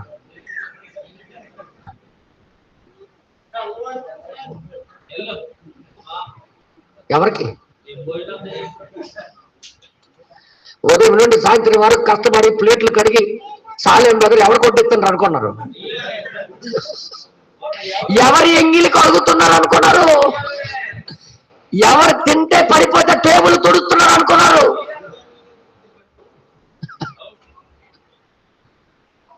నిజం చెప్తున్నారా?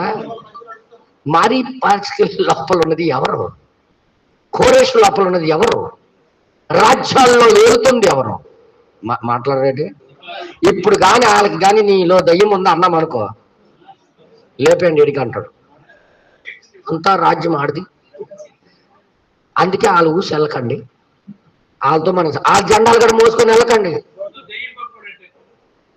ఇది జై, అది జై అనకండి. ఎవడు జై లేడు, దేవుడు ఒక్కడే జై. ఆయనకి నమ్ముకున్నాడు ఎప్పుడు ఎన్నడూ చెడిపోలే. చరిత్రలో ఎక్కడా లేనే లేదు. ఆయనకి నమ్ముకొని నాశనం అయిపోయాడు, ఇంకెప్పుడు లెగరనే చాయిస్ లేదు. వారు మాత్రమే శాశ్వతంగా జీవిస్తారు. ఈ శాశ్వతమైన దాని వైపు గురిపెట్టాడు మోషే. దేవుడి నామానికి మహిమ కలుగును గాక. ఏం నిర్ణయం తీసుకోవాలో తెలుసా? ఏమైనా ఈ రాజ్యము శాశ్వతమైనది కాదు, ఈ డబ్బు శాశ్వతం. దీన్ని బట్టి నేను కనిపించకూడదు, దీన్ని బట్టి కనిపించకూడదు, దీన్ని బట్టి అన్ని వ్యర్థమే. కొన్ని రోజులు కనబడతా, తర్వాత మాయమైపోతాయి. కానీ ఒక శాశ్వతమైనది ఒకటి ఉంది. అని ఒక నిర్ణయం తీసుకున్నాడు మేషారు. హల్లెలూయా. ఈ వర్తమానంలో ఎప్పుడు ఘనంగా ఏమన్నా తెలుసా? ఇప్పుడే అటువంటి నిర్ణయం నువ్వు తీసుకుంటే చాలా మంచిది. ఒక 5 సంవత్సరాల్లో నీ జీవితం బాగుపడుతుంది, 5 సంవత్సరాల్లో నీ జీవితం ఎదుగుతుంది, లేదా 5 సంవత్సరంలో నీ పతనం స్టార్ట్. 5 సంవత్సరాలకు ఛాన్స్ ఇచ్చాడు. కావాలంటే మీకు చదివిస్తాను. 5 years ఎవరైతే గర్విస్తున్నాడో వాడికి 5 సంవత్సరాలే ఛాన్స్. తర్వాత ఇక్కడ ఏమంటాడు చదివిస్తాను. ఈ వర్తమానంలోనే మీకు నేను చదివిస్తాను. దేవుడి నామానికి మహిమ కలుగును గాక. అందరు ఇక్కడే ఉన్నారా? ప్రభురాత్రి బాల రోజు ఇదేటండి మాట్లాడుతున్నాడంటే ఇది అసలైంది అదే. ఏ నిర్ణయం తీసుకోకుండా టసుకు తీసుకుంటే దరువులు అయిపోతాయి. ఆయనతో ఎక్స్ట్రాలు వద్దు. అందుకే మరి చెప్తున్నాను. అక్కడ ఒక ఎన్నిక ఉన్నది. 75వ పేరా. అక్కడ ఒక ఎన్నిక ఉన్నది. అక్కడ ఒక ఎన్నిక ఉన్నది. మన కొరకు మనము ఎన్నుకుంటాము. మన సొంత మేలు కొరకు మనం దేనినో కోరుకుంటాము. సొంత మేలు కోసం. అయితే దేవుని యొక్క ప్రజలతో నడుచుట కొరకు మోసే శ్రమలు ఎన్నుకున్నాడు. శ్రమలు ఎన్నుకున్నాడు. ఇప్పుడు దాన్ని ఆలోచించండి, దీన్ని వినండి. దేవుని ప్రజల యొక్క ఇబ్బందులను ఎన్నుకొనుట, అవునండి, ఒక గొప్ప భాగ్యంగా ఎంచుకున్నాడు.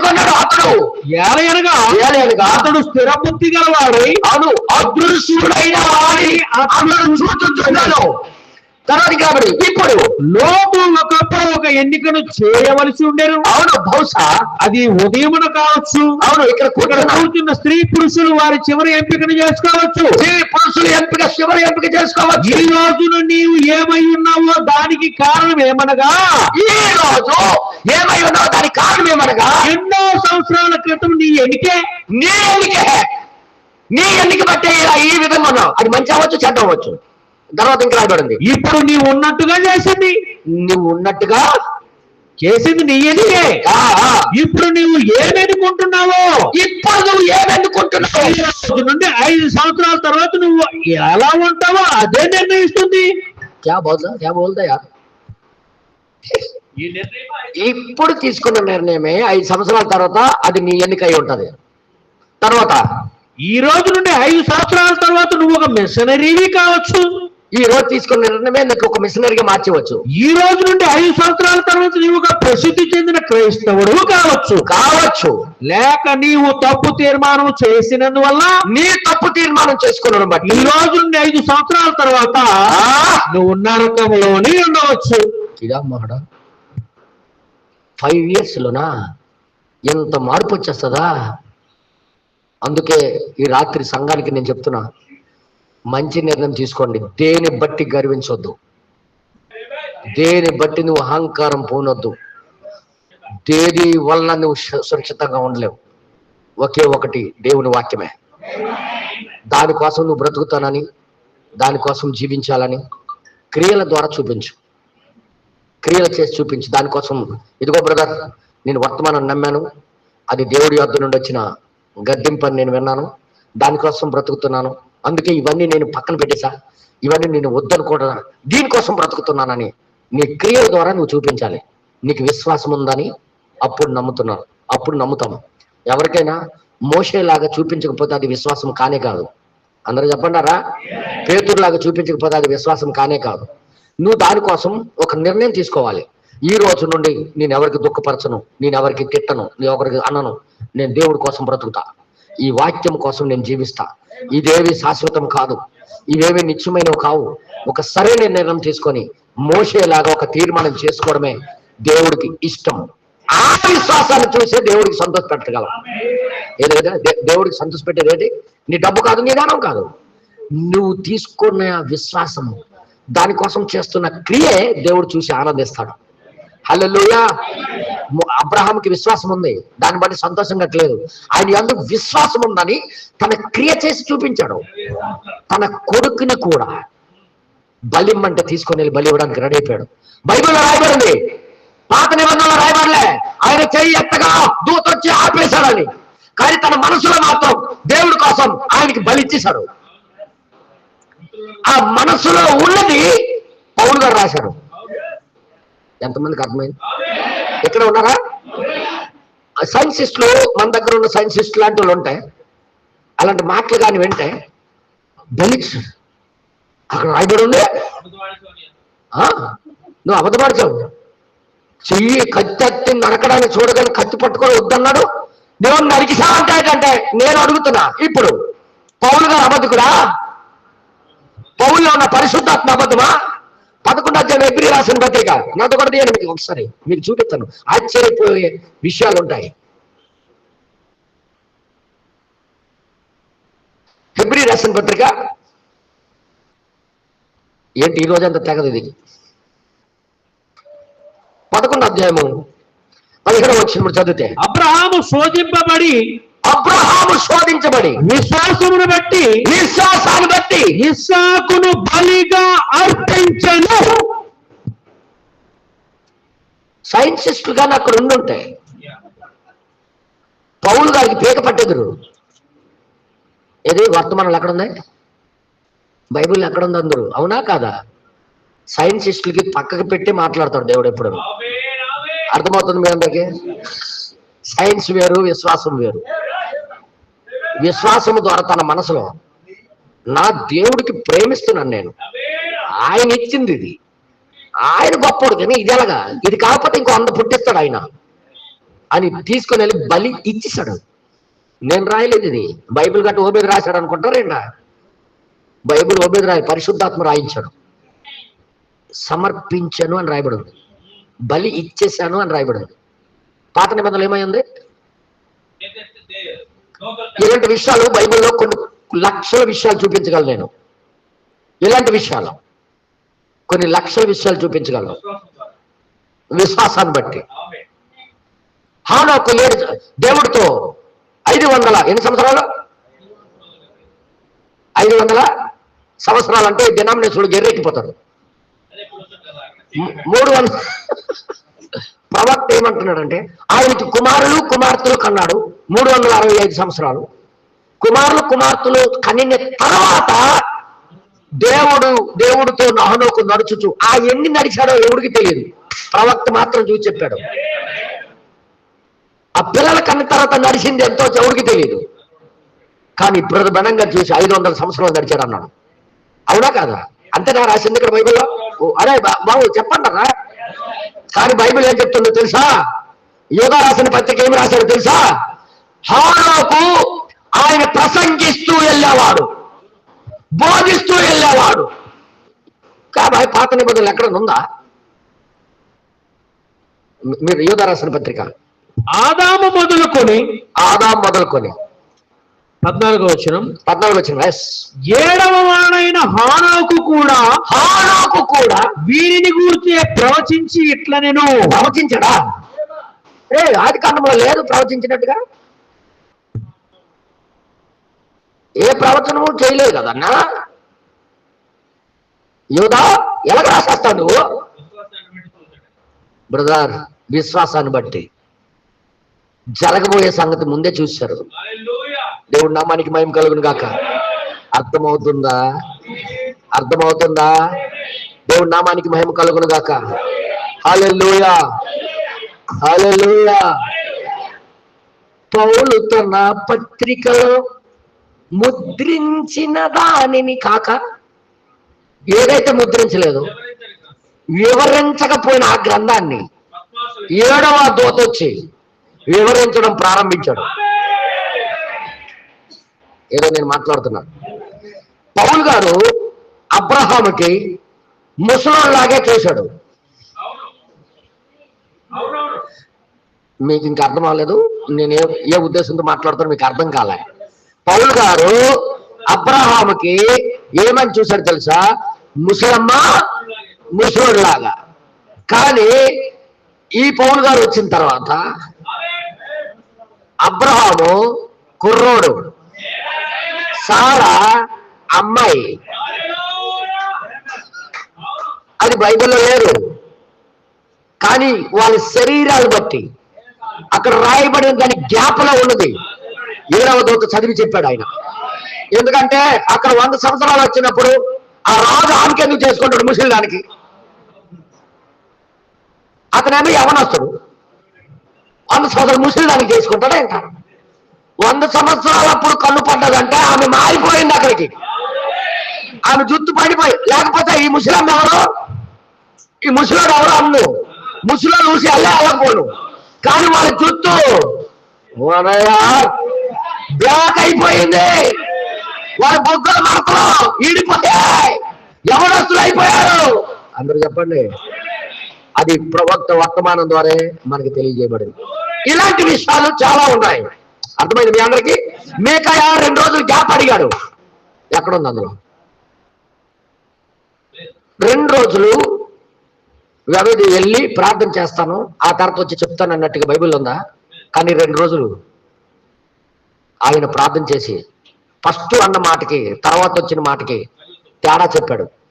ఫస్ట్ వాళ్ళందరికీ చూసి వెళ్ళొచ్చు అన్నాడు, తర్వాత వచ్చినప్పుడు వెళ్తే మీ పని అయిపోద్ది అన్నాడు. ఈ మధ్యలో గ్యాప్ ఎప్పుడు వచ్చింది?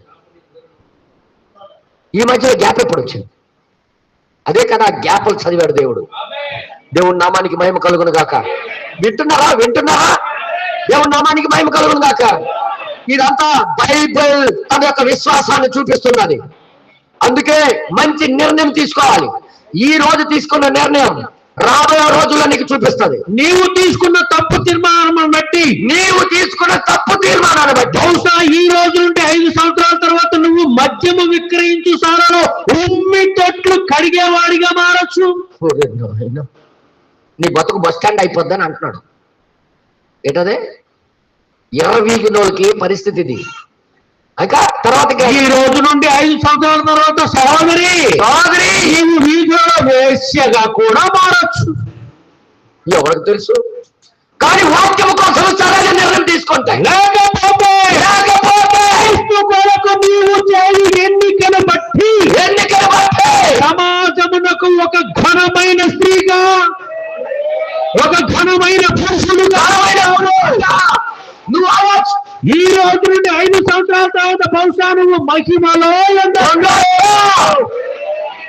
ఎన్నిక చేసుకోవాల్సిన టైం మనకొచ్చింది ఇప్పుడు. ఆ రోజు బబులోను రాజ్యం తీసుకోలేకపోయింది ఆ ఎన్నిక, అమెరికా తీసుకోలేకపోయింది ఆ ఎన్నిక. ఈ రోజు మన టైం వచ్చింది. ఇప్పుడు మన చేతిలో ఉంది. 5 సంవత్సరాల్లో ఏదైనా జరుగుతాయి. ఈ రోజు నువ్వు తీసుకున్న నిర్ణయాన్ని బట్టి లోనికి వెళ్ళకపోవచ్చు, వెళ్ళొచ్చు. రెండిట్లో ఏదో జరుగుద్ది. కారణం ఈ రోజు నువ్వు చేసిన తీర్మానమే. వాక్యం కోసం బ్రతుకుతానంటే క్రియలు చేసి చూపించు. అలా వెనకాల కూర్చుంటాను సోదరులారా, వెనకాల కూర్చుంటే దయ్యాలు పట్టుకుంటాయి. ఎంతైనా ముందుకు రావడానికి ప్రయత్నం చేయండి. నేను అర్థమైందని నేను ఎప్పుడు నోట్స్ రాకపోయినా నా క్లాస్లో వెనకాల కూర్చునేవాడిని. ఈ డ్రామాలు నాకు తెలుసు. ఏది అడిగేస్తారేటో పాస్టర్ గారు, ఏదైనా ముఖం చూసి నువ్వు చదివావని అడిగేస్తారేటో అని మనసు కలిగి వెనకాల కూర్చుంటే వెనకాల వాడు ఊరుకోడు.